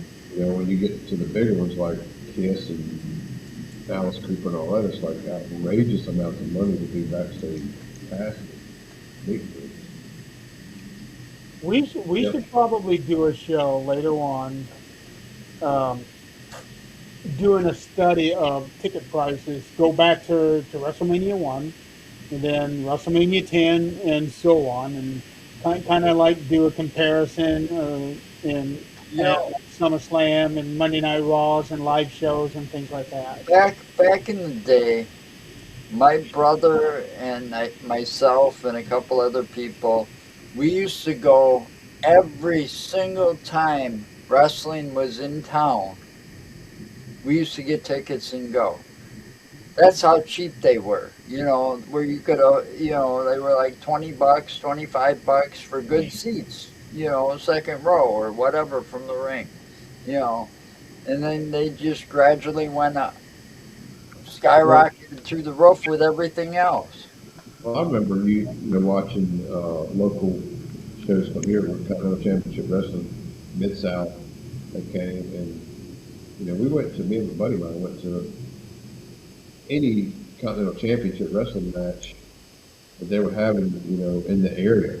So it was like we drive an hour at most to go to, these spots. And I remember they used to promote it with these big cardboard posters. You remember those? Yep. Uh, I'd always because they put them on telephone poles and stuff, and I would go by and I would snatch one of them up and keep it. Yeah, we had uh, I don't know whatever happened to all those, but I had a bunch of them before back in the before it day. was before we had WWE and WCW when they were in the heyday were coming here too. But before that, it was Vern Gagne's what was it, AWA. We used to get ringside seats for like I don't know $20, but it wasn't for say this seat or this seat or this seat. It was like you paid ringside, and there may be a hundred seats. I'll just throw out a number, 100 seats at ringside. You pay your money, and it's basically whoever gets in the damn seat first. Yeah, yeah, and see. AWA when they came here was like that, and they were at a high school, in like a high school gymnasium. They weren't at the Coliseum or anything, main venue. Man, that poster's bringing back some memories. I'm gonna have But to yeah, go. they had those posters all over because I remember when I first went to my first one, I saw Andre the Giant, and it was AWA. He showed up, and he looked like a monster because he had that really long hair. I would have loved to have seen Andre in person. Never got to. Oh, he was huge. I saw him on Mid South on TV. I never saw him in person. I was sitting right next to the where they come out and come to the ring. Yeah, That aisle that they walk down, I was sitting right, and I could reach out and touch Andre. yeah. The biggest guy I guess I've seen But there, it's like like, Batista, he was really close to us back when he was in Legacy. Now, I remember one event when we had aisle seats, and it shocked my mom this one time because Yokozuna came by, and she said she turned her head and all she saw was red because Yoko's thigh was that that big. Was big. all she saw. Yeah, Yeah, we should definitely do a show where we kind of go through the ticket prices over the years and see, how gradually they went up and he where exactly the prices really exploded.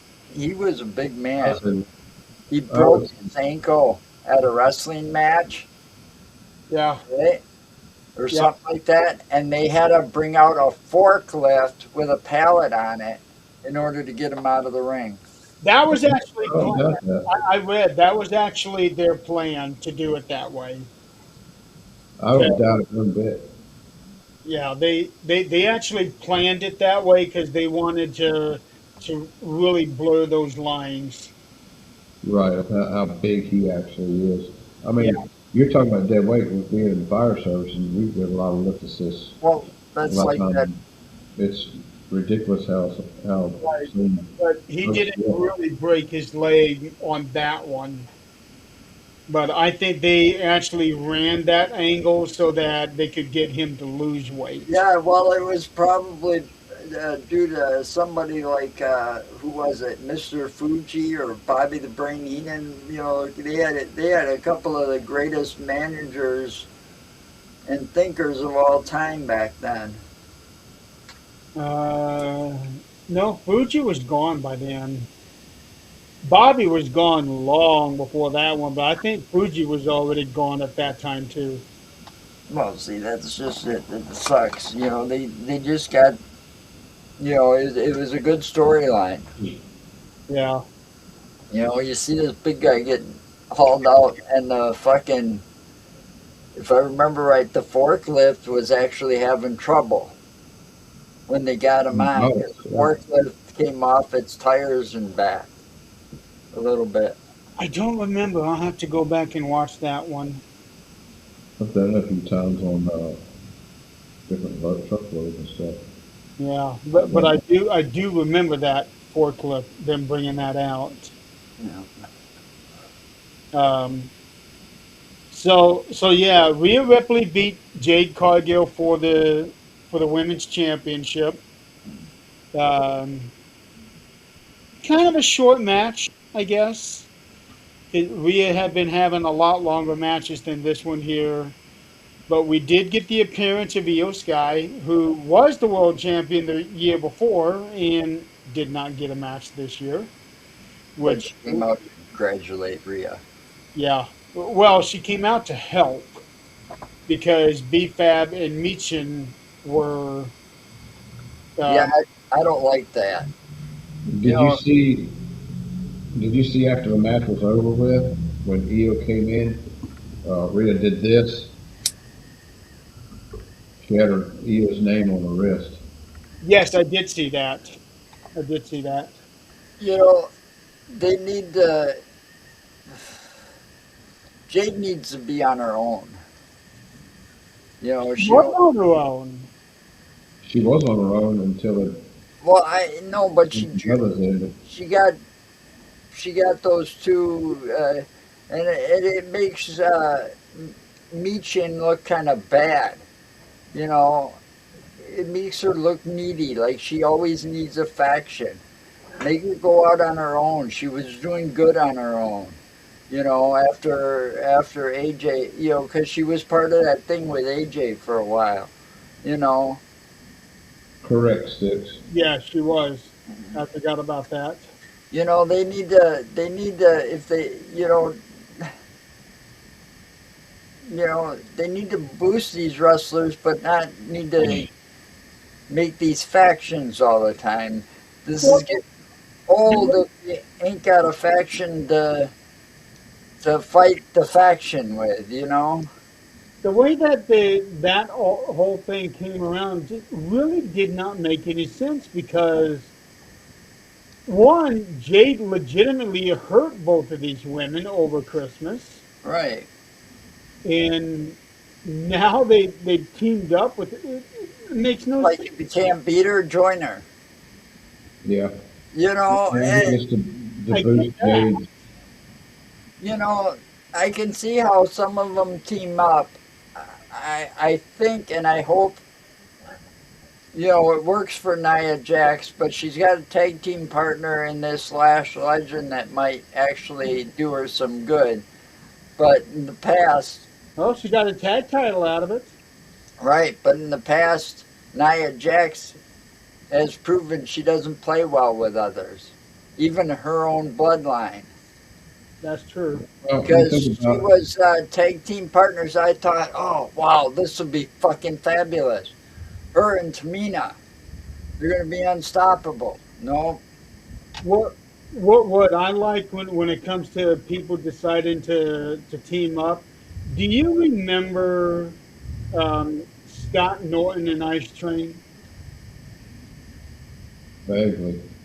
They were in WCW and they had a series of matches against each other as singles wrestlers, and they by the end of the whole thing they respected each other so much that they decided to team together, and they were a pretty formidable team for a couple of years. well, see, that's how they need to do things sometimes. You You know know, what?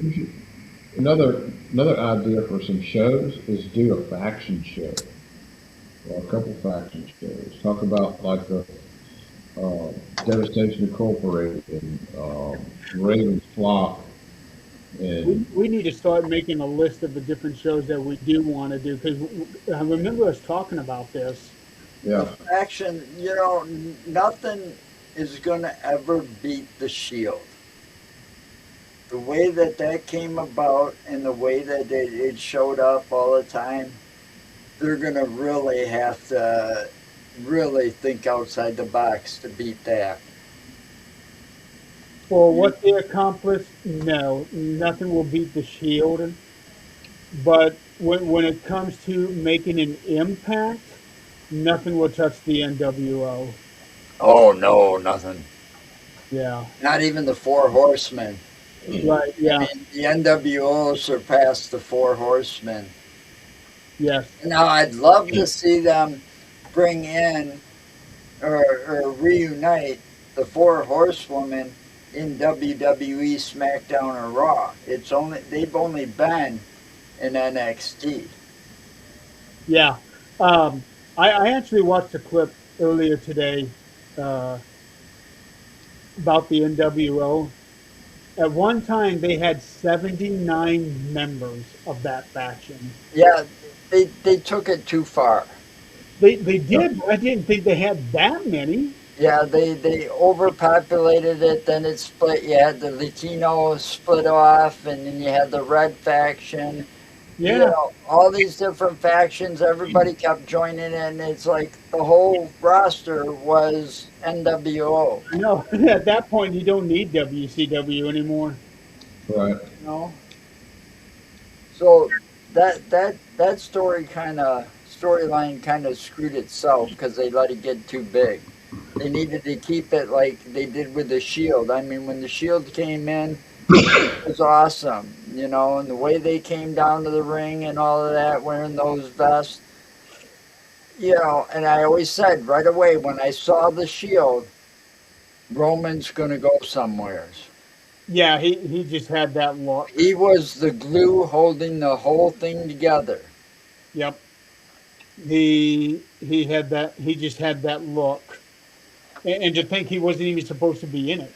And yeah, and then I looked it up right away, and I'm going, oh yeah, he's Samoan. Yeah, he's gonna go far.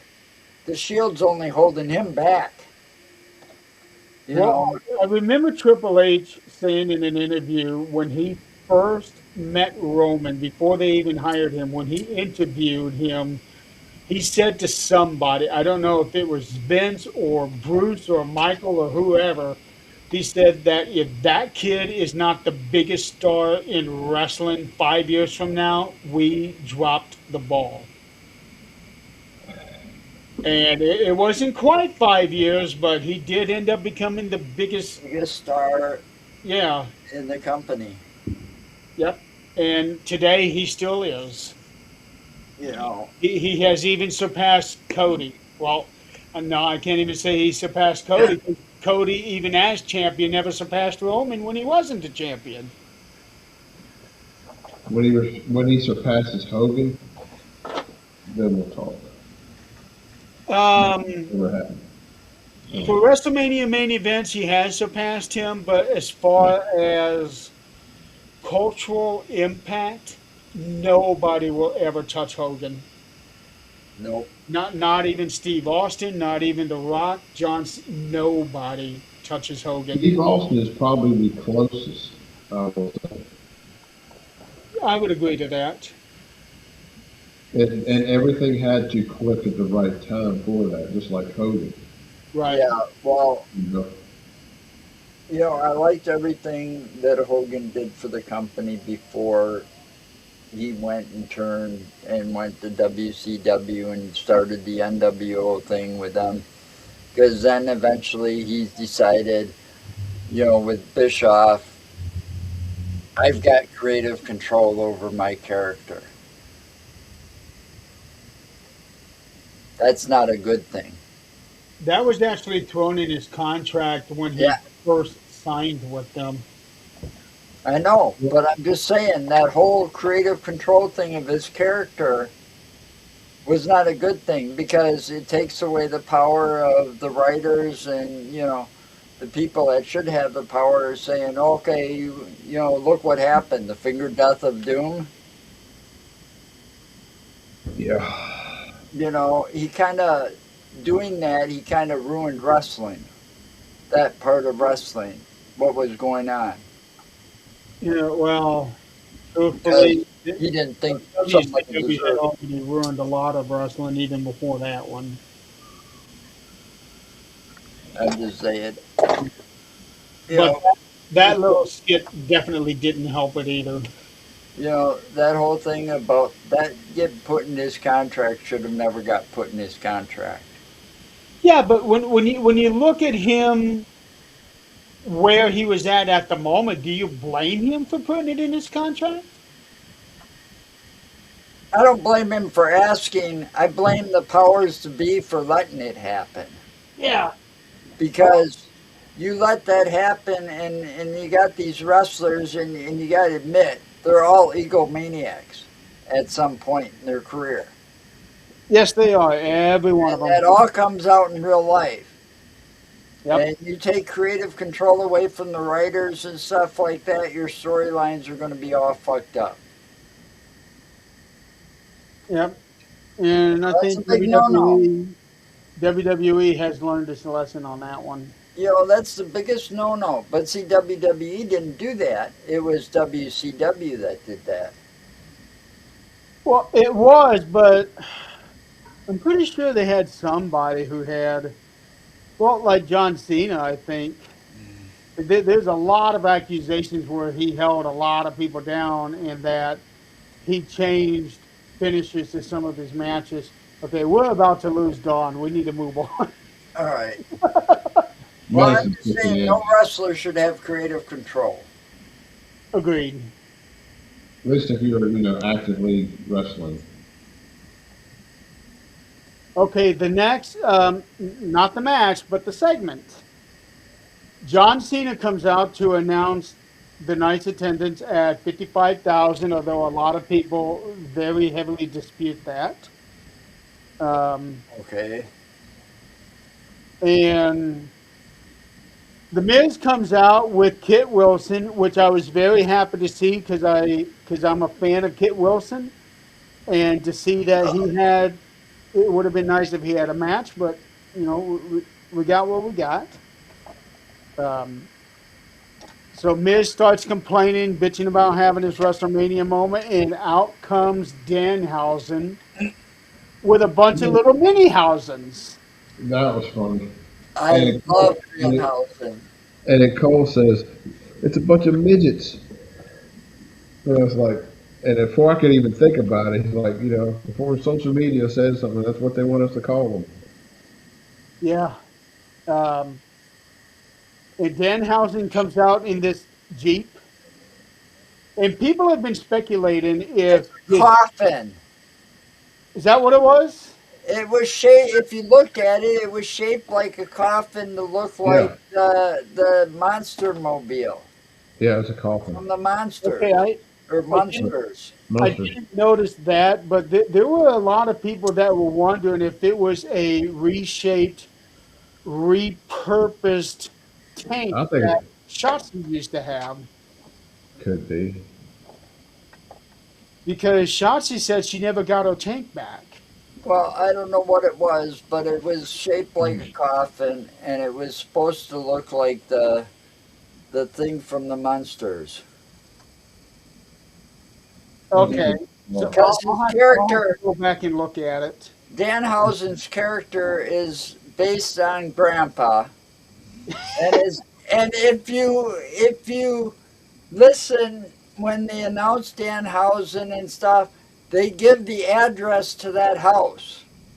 No, it's he's four. next to that house. He lives next to that house. He's He's not a 13, neighbor to the 13, he's monsters. 1311. Well, whatever, it's just like all screams the Yeah. monster. Because my 1313 is the monsters. Mockingbird Lane, yeah. Yeah, 1313 is where the monsters live, but I think they give his address as 1311. 1311. Yeah. And I love it. I absolutely love But it. either way, it was a reference to the monsters. Yes. Um, I and like then what what they're doing with his character and all, and actually getting some matches now instead of just being the joke. Actually enjoy him now that I know who he is, and his yeah. whole his whole debut sucked. And they dropped the ball with him too. Well, with Yeah. that, there was a lot of expectation of Chris Jericho coming out of the box, so you got to take that into account too. Well, even with Y2J, think about back when he came out. They Yeah. were building his something big is happening. They kept doing the clock, you know, for Right. months. And the clock right there, that's what Jericho used. Yeah, and for months, pushing this big thing, and then when he comes out, it's like they build that suspense up when he shows up. With Downhouse, they didn't do shit except for this wooden crate. There's a wooden Right. crate. Just move this wooden crate all over the country, and then he just So pops out. everybody was wanting Chris Jericho, and nobody else was going to be good enough, and that's what hurt Danhausen that night. But when he came to Monday Night Raw the next night, or whenever it was, he immediately flipped that switch on everybody and got over. Yeah, well, you kind of knew. Yeah, but I would have, and even though the segment that we got was very entertaining, I would have much rather have had a last minute match with Danhausen versus Kit Wilson. Kit was dressed to wrestle, Hmm. Yeah, he was. so why not just do like a 2 or 3 minute squash match? They both earned it. They're there. Just get everybody else out of there and a referee in there. 1, 2, 3, boom. Yep. And Danhausen could have done that "You Are Cursed" pyro thing on Kit, which would have gotten super over with those 50,000 people. But either way, I enjoyed the thing, and I watched the thing here. They were talking about the whole thing like the day before, and it sounded like it was Miz's idea to have the midgets carry him out, Mm. and that he was fighting really hard to not laugh as they were carrying him out. I can see that though. Yeah. Um, but yeah, I thought the whole thing was great. It At least it gave Kit Wilson and Danhausen a WrestleMania moment. But I really wish they could have had a match. That way they would have had 7 matches night one, 7 matches night two. Yeah. Um, but yeah, I was super happy that they got that. But I think the match would have been even better. All right, let's move on to the main event so that we can get Don out of here.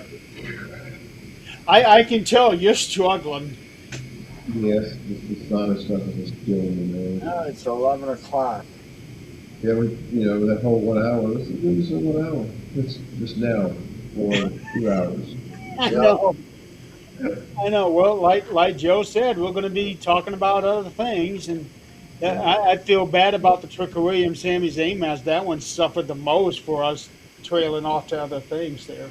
You know, that's just the way it is when it comes to wrestling. I know it is. So, we go into the main event. Um, the way that they introduced Roman Reigns was really awesome. Having the vocalist, the piano player, and the drum beat. Not only that, the Samoan family Yes. lineage all over. They had Yokozuna. There were six of them, I think. They had Yoko, Peter Maivia, Sika, Appa, and Umaga and Jamal or Rosie, whichever the other one was. I forgot about music. And they also brought back his original tribal chief music, which Music, yep. I like that much better than the one that he had been using the past couple years. Yeah. Um, and Yeah, as soon as he come out, he just has that presence there, like he is the star of the company. Is that yeah. Well, you know, that was one hell of a match, one hell of an entrance. You know, That I match always, was off the chain. I always liked the Samoans, and I think it's only fitting that Roman went back to the old stuff because some of that new stuff kind of sucked. it did? Yeah, I did not like that new OTC music that he had. I just did not like that. You know, if it ain't broke, don't fix it. You Yeah. know, Yeah. Well, I think that they changed it because he had turned face, so they needed to change the music a little bit. but sometimes you just don't do that all the time. You know, they didn't do that in the past. I know. When the guy changed one way or the other, his music always stayed the same. And speaking of music, did you notice that? Well, I don't know if you watched Ring of Honor. I didn't, but I knew about it. But CM Punk, when they started bringing him out, they were playing his original Ring of Honor music. And then all of a sudden, the weird part was he came out from behind to no music. And that whole seat of blacked out, Yeah, just no color. that I don't know how I feel about that because to me it seemed like he was really awkward. Him coming out and all of these people watching him, and there's no one's making a sound until he does that is clobbering time, and then Cult of Personality comes out. Yeah, see, He did that at Raw the next night too. Yeah, I like it better the other way. they shouldn't change stuff when it ain't broken. Don't fix it. You know, Yeah, but they were bringing back a part of his history. Well, go back to the original. Go back to the new one. you know, That first pop of music coming on just like excites everybody. Yeah, So, it covered the very beginnings of his it's like career. when that glass broke when Stone Cold came out. You know, that glass breaking was everything. Yep, You know, because you heard that, you knew shit was going to hit the fan and get real. yep. You know, Um, let's talk about CM Punk's jacket. So his jacket was a literal tribute to a bunch of fallen friends he had. And he even mentioned this the next night too, that it seemed like every other week they were losing somebody from the production family. right. And he had those three on the one sleeve. He had a Puerto Well, Rican flag on the other sleeve for AJ. He had Bo. I think he was his MMA trainer. He had his name on the front. no, he had his dog's name on the front. He had no. He had his dog's picture on the front. Oh, yeah, was it the picture? yeah. Well, like a drawing of him. And Well, then left side, left lapel, like the because he pocket. lost his dog Larry just before that, Yeah, not back too long in before WrestleMania or before something. no, right before the Survivor Series. Oh, was yeah, okay. Yeah. Patch, Okay, Patch. yeah, Patch. patch. Um, and he also had something on the back. I don't remember what that was, but I don't know if that was a tribute to anybody. That was a tribute to Harley Race, I believe. Yeah, Yeah. Okay. the Yes. whole jacket was a tribute. Yeah. And Michael Cole talked about all of those things except for Larry. So I don't understand why he didn't bring Larry up, but he brought everybody else up. Well, because I don't know, he's Unless a he was moron, asking not maybe. to. To Yeah, the Harley Race crown. That's what it was on the back. Yeah, to Harley Race. So that I thought that was really really awesome. At That first, I thought it was a Crown Royal jacket. Well, well, because of his Pepsi logo tattoo, you know? I thought, at first when I saw it, I was like, it's just a jacket he's got. Well, he got this certain jacket with this emblem on it, for King of the Ring or whatever, and then he's got these people's names put on it. But, yeah, you know, that would have been completely against his straight edge character. Well, not character is how he lives his life. I'm just, that's the first thing I thought of when I saw that crown on the back. And I don't even drink. But my brother drinks Crown Royal, so I only know that purple crown and stuff because I bought it for him for Christmas before. Okay, but yeah, like you said, that match was a hell of a match. It was That was definitely the a true match of the slobber knocker of the match yeah, it of was the night. definitely a match of the entire event. I agree. Um, but let's talk about the elephant in the room. Should or shouldn't Roman Reigns have gotten disqualified when he threw the ring Steps. steps into CM Punk? Yeah, we're getting close to losing Donald. Well, it goes back to because I saw this on social media about he should have gotten disqualified.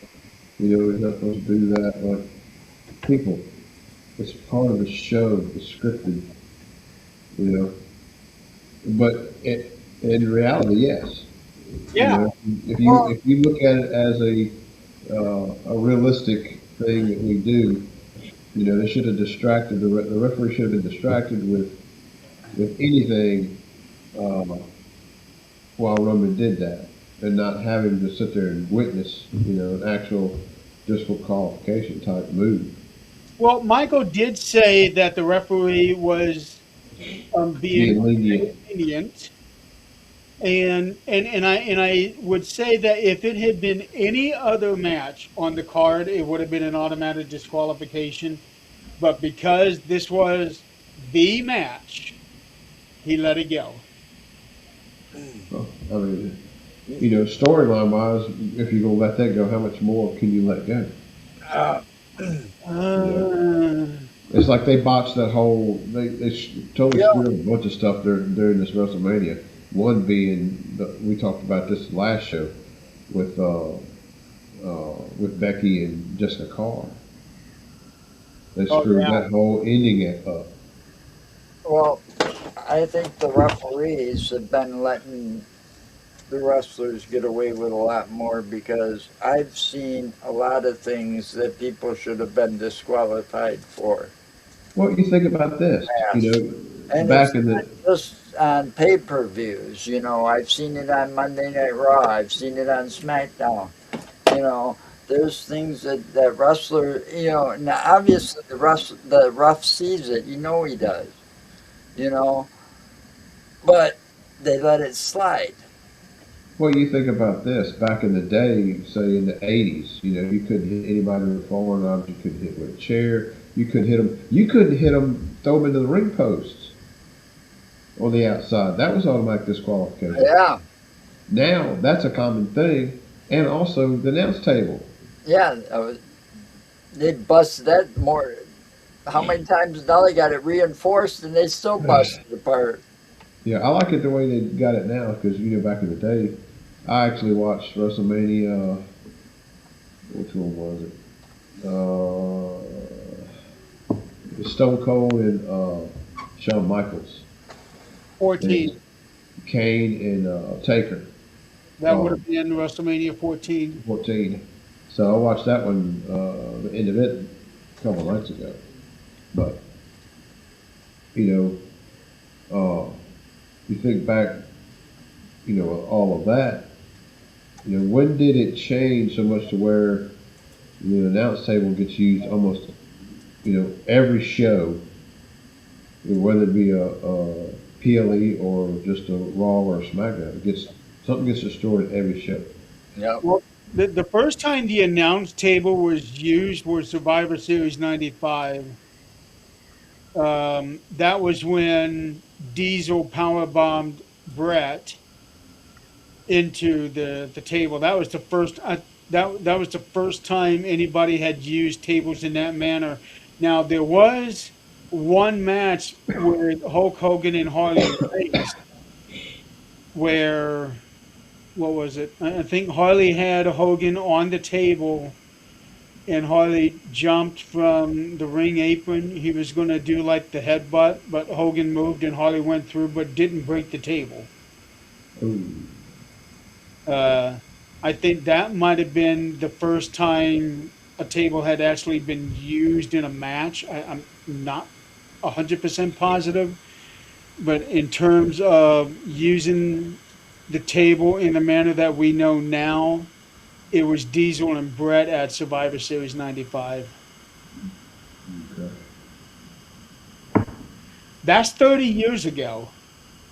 Yeah, and now you got tables, ladders, and chairs all being Oh used my. in matches. Yeah. Tables, ladders, Because and they were chairs. made Oh my. famous. That TLC match was made famous by the Hardys, the Dudley Boys, and Edge and Christian. Yeah. Tables, Rude. ladders, and chairs. Oh Oh my. my! Yeah, that's what I Uh, said. And then that one year they added the stairs to it. Like, come on. Yeah, you think about that. Stairs get used a lot. You throw people into the stairs. Remember Jade getting her head gashed open. Use more than the tables do. mhm. But yeah, I think that because of the main event and what was on the line, that's why they did the whole lenient thing. Any other match, it would not have been the case. Uh, I liked how both, especially Roman, he was taunting Punk throughout the whole match, just talking shit to him. Punk was giving it back, and then let's see, I think it was real early on. Punk was trying something. He couldn't get Roman turned, or Roman was trying to turn. One of them was trying to turn the other into something. It was almost like the Unprettier that Christian does, and Punk finally had enough and pushed Roman and said something about lathering yourself up with all that baby oil. Yeah, he was. Yeah. Yeah, that because he's complained about that in interviews. CM Punk has complained about that in interviews about Roman. Yeah, In previous interviews, he's like always complaining about all the baby oil on Roman's body. And yeah, but Roman's not the only one who uses it, though. I know, but he was in a feud with Roman at the time, so Roman was his target. That was funny, and how they were using each other's moves. That Matthews. I think that's always fun to watch in a match when you got two good athletes like CM Punk and Roman trying to use their moves against them. I I love that when they do that. Now, do you think that we will see a match where somebody will actually win using the other guy's move? Yeah, that would be cool. Yeah, I don't think we've had that happen yet. I But don't think I so. think it would Other be Cade, awesome. other Cade and Taker. Huh? Cade and Taker's done it. They kind of have the same move set. True, but I don't recall Kane ever pinning the Undertaker using the tombstone. I know Undertaker has, but You know, that was his move, not Kane's originally. see if they want to build somebody to be the next Taker or somebody like that, like the Taker. Yeah. They should build up Damian Priest because the way he walks those ropes and the way he does those moves. Yeah, I've seen him use the Undertaker's moves Yep. on people, and as well as the Razor's Edge. You They know, were building him up for a while, and then all of a sudden it's like they just dropped him. he could be easily be the next Taker type, type wrestler. Uh, I'm kind of leaning towards Danhausen on that one. Ha ha. Hey, Danhausen has a great pop setup. I get it, but he's kind of small compared to what the Undertaker was. Unless he's magically going to grow overnight. Oh, wouldn't that be something if we saw a giant Danhausen come out one night? Well, anything's possible. Remember, we saw two Undertakers. Yes, we did. And I you don't know know. what? I still enjoy that match.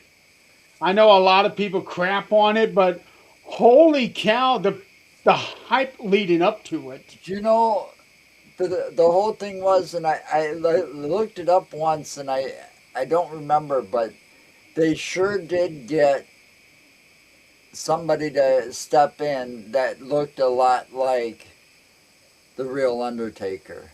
You I want know, to say he was his cousin, but I'm not positive on that. it was like part of the storyline was like they found somebody on the street, like some old drunk, and dressed him up to look like the Undertaker, and because it was who was it? It God, was I remember that match. There was a manager on each side, wasn't there? yeah, It was Walter had the real Undertaker, and DiBiase. DiBiase had the fake Undertaker. the other Undertaker was Brian Lee, who would end up being Chains for the DOA faction. Brian Lee in '94. Close Yeah, friend of Mark Calloway. but he did a good job. He was a friend of the Taker. He was a friend of Taker. Well, that explains why he did a good job. Yeah. For some You reason, know, I was thinking he was. because the only difference between the two that you could tell were the gloves and boots. One was gray and the other one was purple. Yes. Correct. Yeah. So I would, now that we've seen a bunch of the mini housings, I'd like to see a giant housing. That's just the next step. He was in DOA. Brian Lee was. Um, but let's try to get the Roman and Punk thing. So this match went on for 34 minutes, and there at the end, Punk got Roman into the GTS, and then had him bounce back on top of him like what he had been doing with Seth Rollins, and got him up. But before he could throw him, he collapsed. And then Roman got him with the spear. One, two, three. He won the title. That was a good story telling in that match. Punk did a really good job with the whole whole gimmick of selling. Did a real good job selling. Well, I don't think there was much on selling it because those two really do hate each other. You know, Punk made that perfectly clear in a couple of interviews. He's like, "This isn't no storyline or anything. I really hate this man." Oh, Roman has said it too. Yeah, they had true animosity against each other, and But at the end of the day, they take care of business. well, they did a Business good job. Yeah. That was one hell of a match. I mean, I thought the Brock Lesnar and Oba Femi was going to steal the night, but it didn't because it ended too quick. Too quick. You do it at the beginning.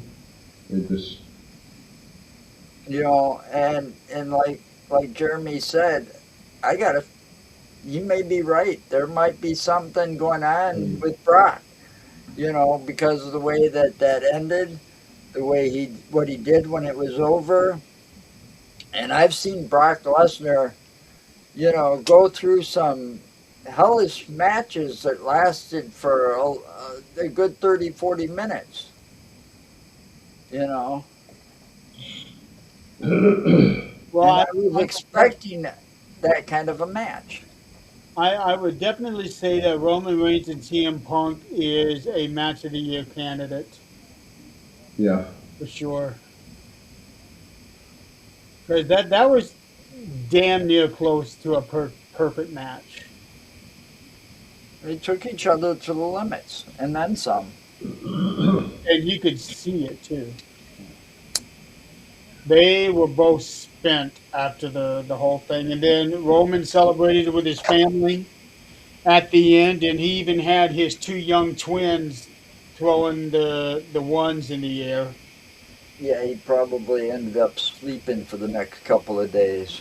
Did you see him? Probably did, yeah. Well, actually, he couldn't because of Raw, but. Did you see when Punk went outside and took the Ulaf off from that fan? Do what now? Took the Ula Fala off of a fan. Oh, yes, I did. Yes, Yeah. And yeah. then at the end of it, Roman picked it up and threw it back to the fan. You know, because at first I thought, why does this guy got Roman's Ulaf? And later I saw it on when Roman won. Of course, he had his on, and then he saw the one on the corner, and he threw it back to the fan. That's pretty cool. Yeah, I thought that was another nice little touch there. And then after the match, we didn't get to see it until a couple of days later. But as Punk was coming back up the ramp, a fan gave him a shirt. Something about CM Punk baby girl thing. Oh, I didn't see that. Yeah, a fan made a shirt specifically for him. I don't know if that was like a reference to something, but apparently he took it to heart. Hmm. Um, but he ended up putting the shirt on right then and there. Well, on like the post show, Rhea was out there, and there was they had some little girl and stuff like Rhea kind of acknowledge her on that. And I saw on a video where she found her and brought her backstage, took pictures with her. Oh, the girl that does the sign language? Yeah, yeah, Yeah, that was I her. did see that one. Because that little girl was sitting next to the Brock Lesnar guy. Well, I think it goes to show, though, and unfortunately, that'll have to go with the thing when we discuss ticket prices. But, I've always noticed that over the years, it was hard to you know, meet wrestlers. They always had like security around them when they used to walk to the ring back in the day, and I'm talking late 70s, early 80s. And then nowadays you see, oh, they're actually reaching out to the fans, and I think that is a good thing to show that more often because it shows you a different side of the people that portray these characters. Well, that too, and You it's like, always see them do the thing. Rhea gets there, she's got no makeup on and stuff like that. Yeah, that's one thing, but showing the total another side of Rhea, like with a kid, taking her picture, bringing her backstage and stuff, is something that's going to make her look better in the audience's eyes because you're showing the real person, not the character. well, You know? kind of. I always thought about, you got all these famous people. Yeah, they got regular lives like anybody else, and you got a. I for one is like, there's a time and place. Don't follow them to the hotel like they did with Randy. And Oh, that Right. was did with Punk. Right. Well, don't And do that. But when you're at the but event, you can take the time out to, right, you know, show yeah. appreciation for the people that are paying your basically paying your paycheck salary. Yeah, because everybody that buys a ticket is paying their paycheck. I You know, agree. and it's the same with a concert or whatever.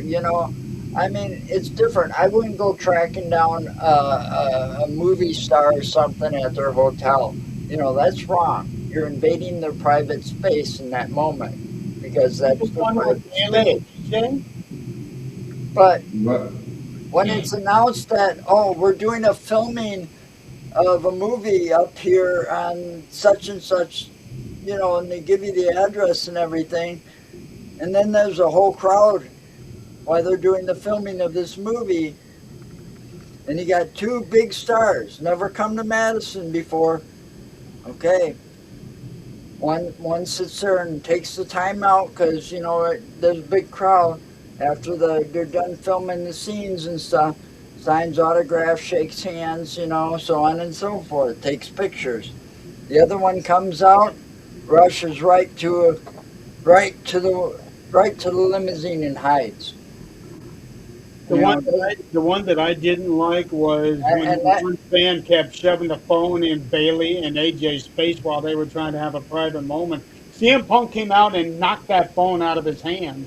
well, yeah, that that stuff you can't do. your boundaries. There's a time and place for things, and see, that's why I say, I, I don't like Julia Roberts because she didn't take time out.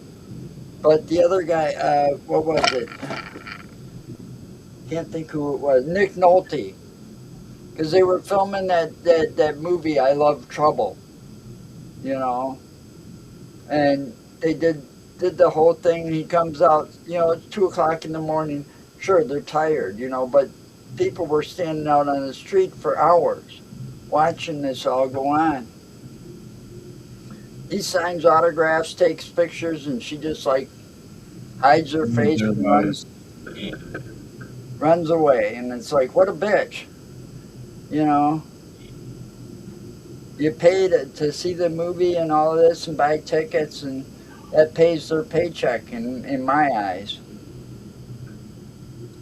They can't take the time out to say hi or take a picture or sign an autograph when you sit there and wait all night. That's bullshit. I can understand it if it's at the venue, but I think that these people were trying to get to their rooms after wrestling. Well, yeah, I can see that. You don't go to a hotel or go into a hotel room or follow them, you know. Yeah, because that after a long night for me, when I'm ready to get in the room and go to bed, that's all I want to do. I don't give a shit who's around. Right.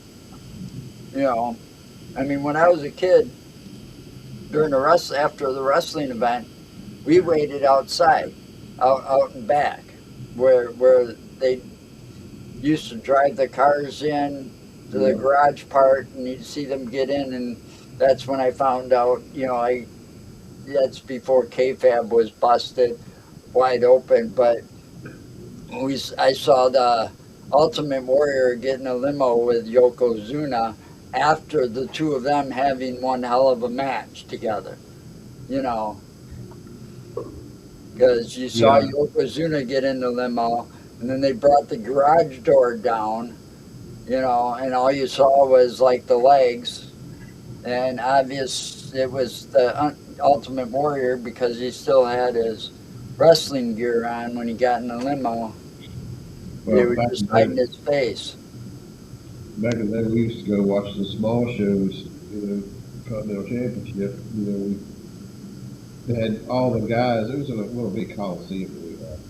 We got a couple of dressing rooms, and all the wrestlers were in the same damn little dressing room. So they come out, and then you hear, a couple of these guys that are fighting each other, hate each other. A few minutes ago, you hear one of them say, "What are we eating after we get done with all this?" Yeah, You know, so, they go to the same bar. But back then in the 70s, though, they'd come out every now and then. They wouldn't get in their cars and leave right away. Some of them would actually come out and address the small crowd that was standing right there. And I'll never forget when you remember the manager they called, what was his name, Slick? Yes. yeah, Yeah. yeah, He come out and he was gonna thought he was gonna, and oh my God, the people there just went nuts. Like, you son of a bit, they were like cursing him and stuff like this because they hated who he was managing and the way he was managing people and stuff. And Oh yeah, a lot of people did. he No. was sitting there like eating it up with his like walking stick and his hat and stuff. And oh my God, he yeah. put on a show for the crowd, You, and you stay true to your character, and oh, he did. He stayed true to his character 100%. And it's like they didn't break their characters when they His, came out and saw the probably crowd. his best time was when he was managing Akeem because he always did that dance during the entrance. Okay, so I know we rated night one pretty bad. For me, it was 6 out of 10, but for night two, I give this one a 10 out of 10. It was a much better show than the first night was. Yeah, I'd say the same thing, but I still say maybe an 8 out of that's 10 what I was going because with. 8 out of 10. because I still think the Oba Femi match could have been better. I think Sammy and Trick could have been better. I think Oba and Brock could have been a lot better. You know, I understand why they do 2 nights because you're there all week anyways. You got a lot more matches. Uh, having the 2 nights, but like, what's the purpose of having 2 nights of half your matches or just crap thrown Well, together? they're going to Well, do that again. rumor that next year's WrestleMania might be one night because Well, of it being in Saudi. they're doing 2 nights again and No, for they're gonna milk it. SummerSlam and other things. They're gonna milk 2 nights out of it. Yeah, I'm Double, okay double with ticket SummerSlam sales. 2 nights. I want to see the Rumble be 2 nights. Go back to the old way of having four undercard matches and then the Rumble match. Yeah, now you got kind of two Rumble matches because you got the women and the men's. So that's why I'd be okay with them doing 2 nights of the Rumble, having like an all women's Rumble night and an all men's Rumble night. Yeah, because and then make it all the night of the women and night of the men. Right. All the matches be the men's matches on night one, and all the women's I would be more than happy if they did it that way. That would be a different way of looking at things for putting things night one, night two. I mean, you're going to have a hell of a lot of women there for the Royal Rumble, for the Women's Royal Rumble in the first place. The Right. roster is much bigger than it used to be because they've got two women's titles and the Intercontinental title and the U.S. title. That's and the tag title. There's your matches right there. Have them defend some of them titles. Exactly. That's why I would like to see them do the 2 night Rumble match and 4 matches. Okay. Before we wrap up, Backlash is coming up in a week and a half. We've already got 3 matches signed. Roman Reigns defending the title against Jacob Fatu. We have Asuka taking on Io Sky. And then we have Braun Breaker taking on Seth Rollins. I'm sure we'll probably end up getting 2 more matches in the meantime so they can have their normal 5. Um, to close out the show, I think that we need to acknowledge the recent releases that they've had. They got rid of a shitload of people last week. Many of them were surprises. From the main roster, they released Santos Escobar from AAA, Alba Fire. She was kind of a surprise because of her thing with Chelsea Green. Yeah, the Secret Her Service. Yes. Apollo Cruz, although I'm not really surprised by that because they didn't use him for anything for a long time. Um, Aleister Black and Selena Vega. That those two were a surprise. Yep, The entire Wyatt Six are gone. that Big was surprise shocker. there. The biggest surprise was Kyrie Sane. Um, Kabuki Warriors are no longer, but yet they mentioned them at WrestleMania. yeah, Yeah.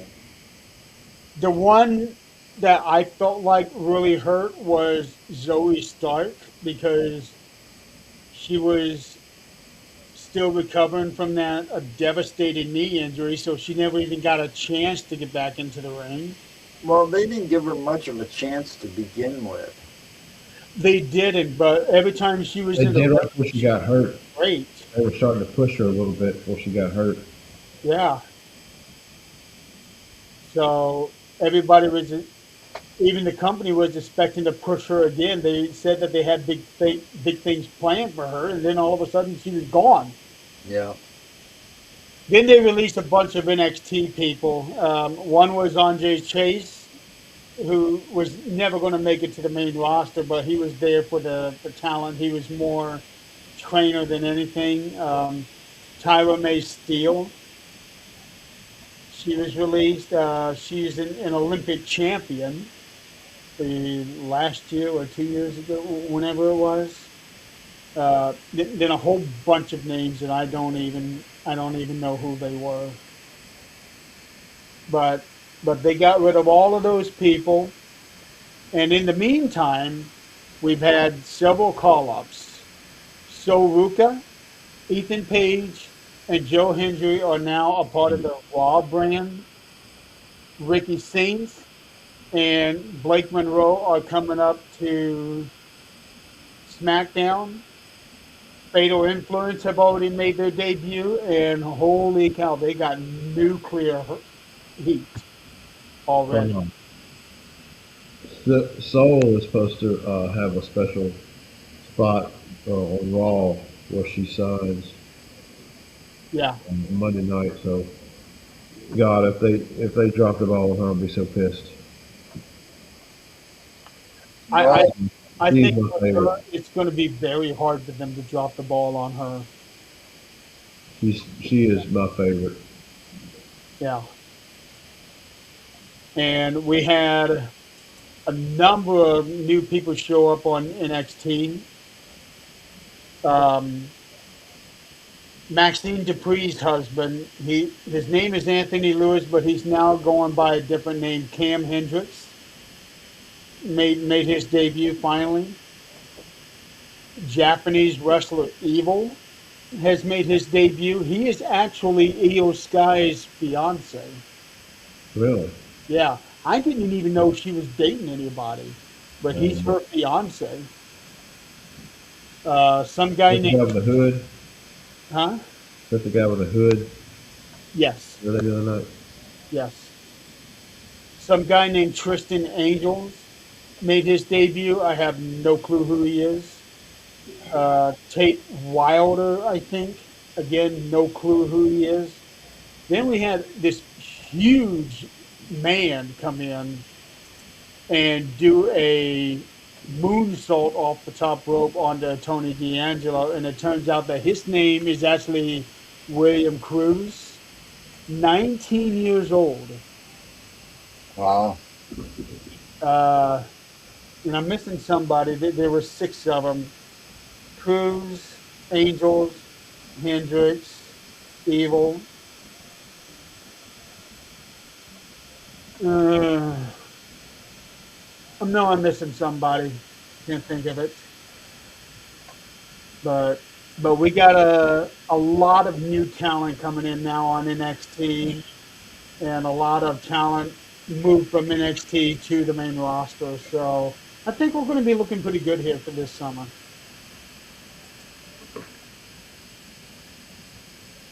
So Hopefully by this summer I'll be able to get the sun is crap. what's that? If you're hoping this summer by the summer I'll be able to sun is crap. That's good. So are you ready for us to let you go so you can go to bed, Donald? Yeah, I'm gonna take Okay. another sinus pill. Anything. I think I might take two. Knock myself out. Uh, so this episode is going to mark my last show for the rest of the summer. I will not be doing anything until SummerSlam review, not preview, review. So that's going to give me 3 months off, but that'll also give me time to go through all my procedures because I don't really like doing this off camera stuff. I'm only doing it specifically for WrestleMania. What do you Uh, do you like the unseen comic for the bag over your head? do what? What you do you like the unseen comic back in the 80s? The unknown comic, excuse me, the unknown comic. There was a comic that a comedian that stood up on stage and did stand up and had a paper bag over his head with a Wow. smiley face on it. I don't know. I'd rather just keep my nose out of it since my nose is the Hey, one that is going. did you see the did you see the newest Street Fighter uh, trailer? I seen a teaser trailer. Yeah.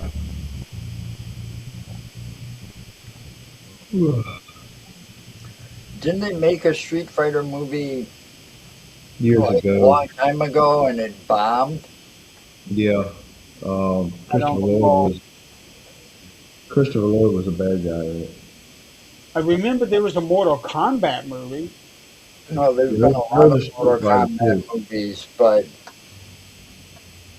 There's I a think Street there was Fighter only movie. one Street Fighter movie that was released and it bombed really bad. I saw it once, but there's a lot of wrestlers in this new one. Cody,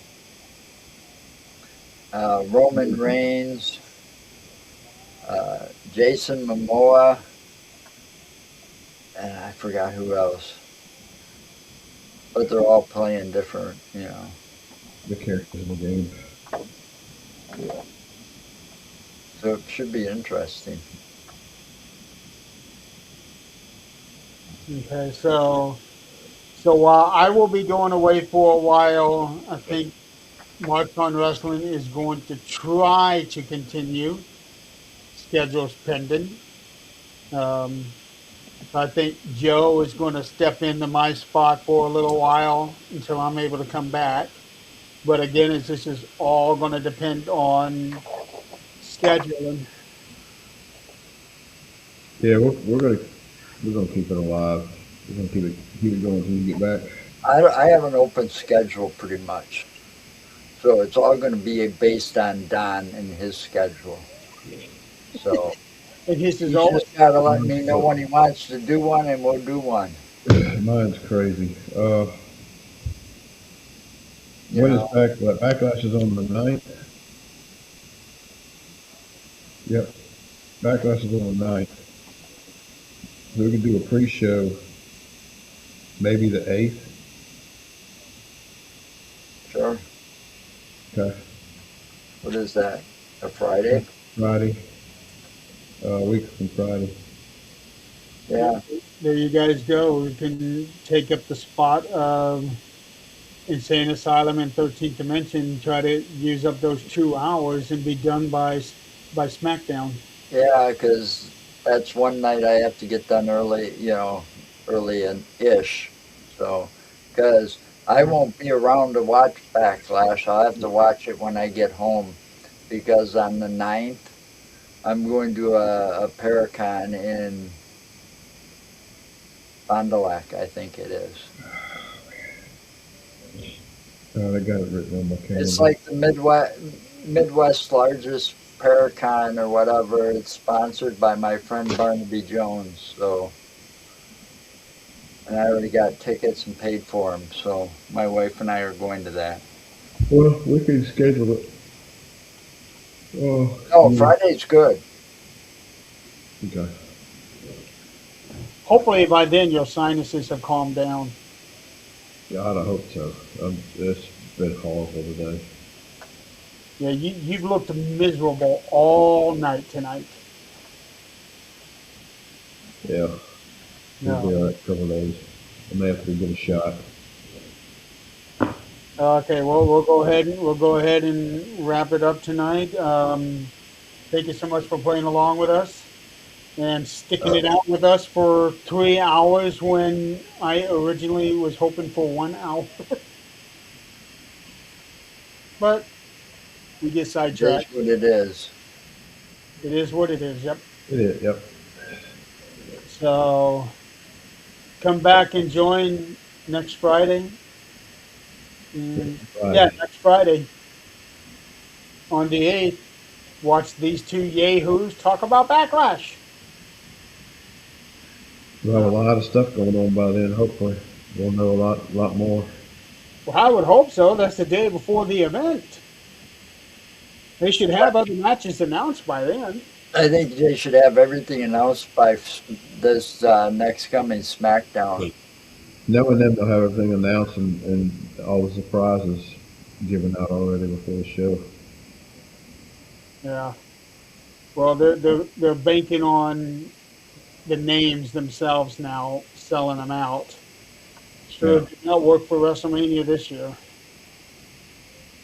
Yeah. All right. Well, we're going to go ahead and call it a night, and guess we will see you all next week. See you later. Have a good night, or in my case, a good morning. Good morning. Yeah. It's It's almost almost, morning here. yeah, almost 1 a.m. here. So, um, and I know that weather has been horrendous. I know up here is like we cannot get through 3 days without rain. Oh yeah, it's been raining the past couple of days. It came a bad storm last night when I was at work. Knocked Yeah, out power here and there. But it's been relentless. yeah, one thing Uh, after another. all right. Well, we'll go ahead and call it a night. Everybody out there, be safe wherever you're at, and Anything's possible. Remember that. yep, we will see you guys later. Have a good night, everybody.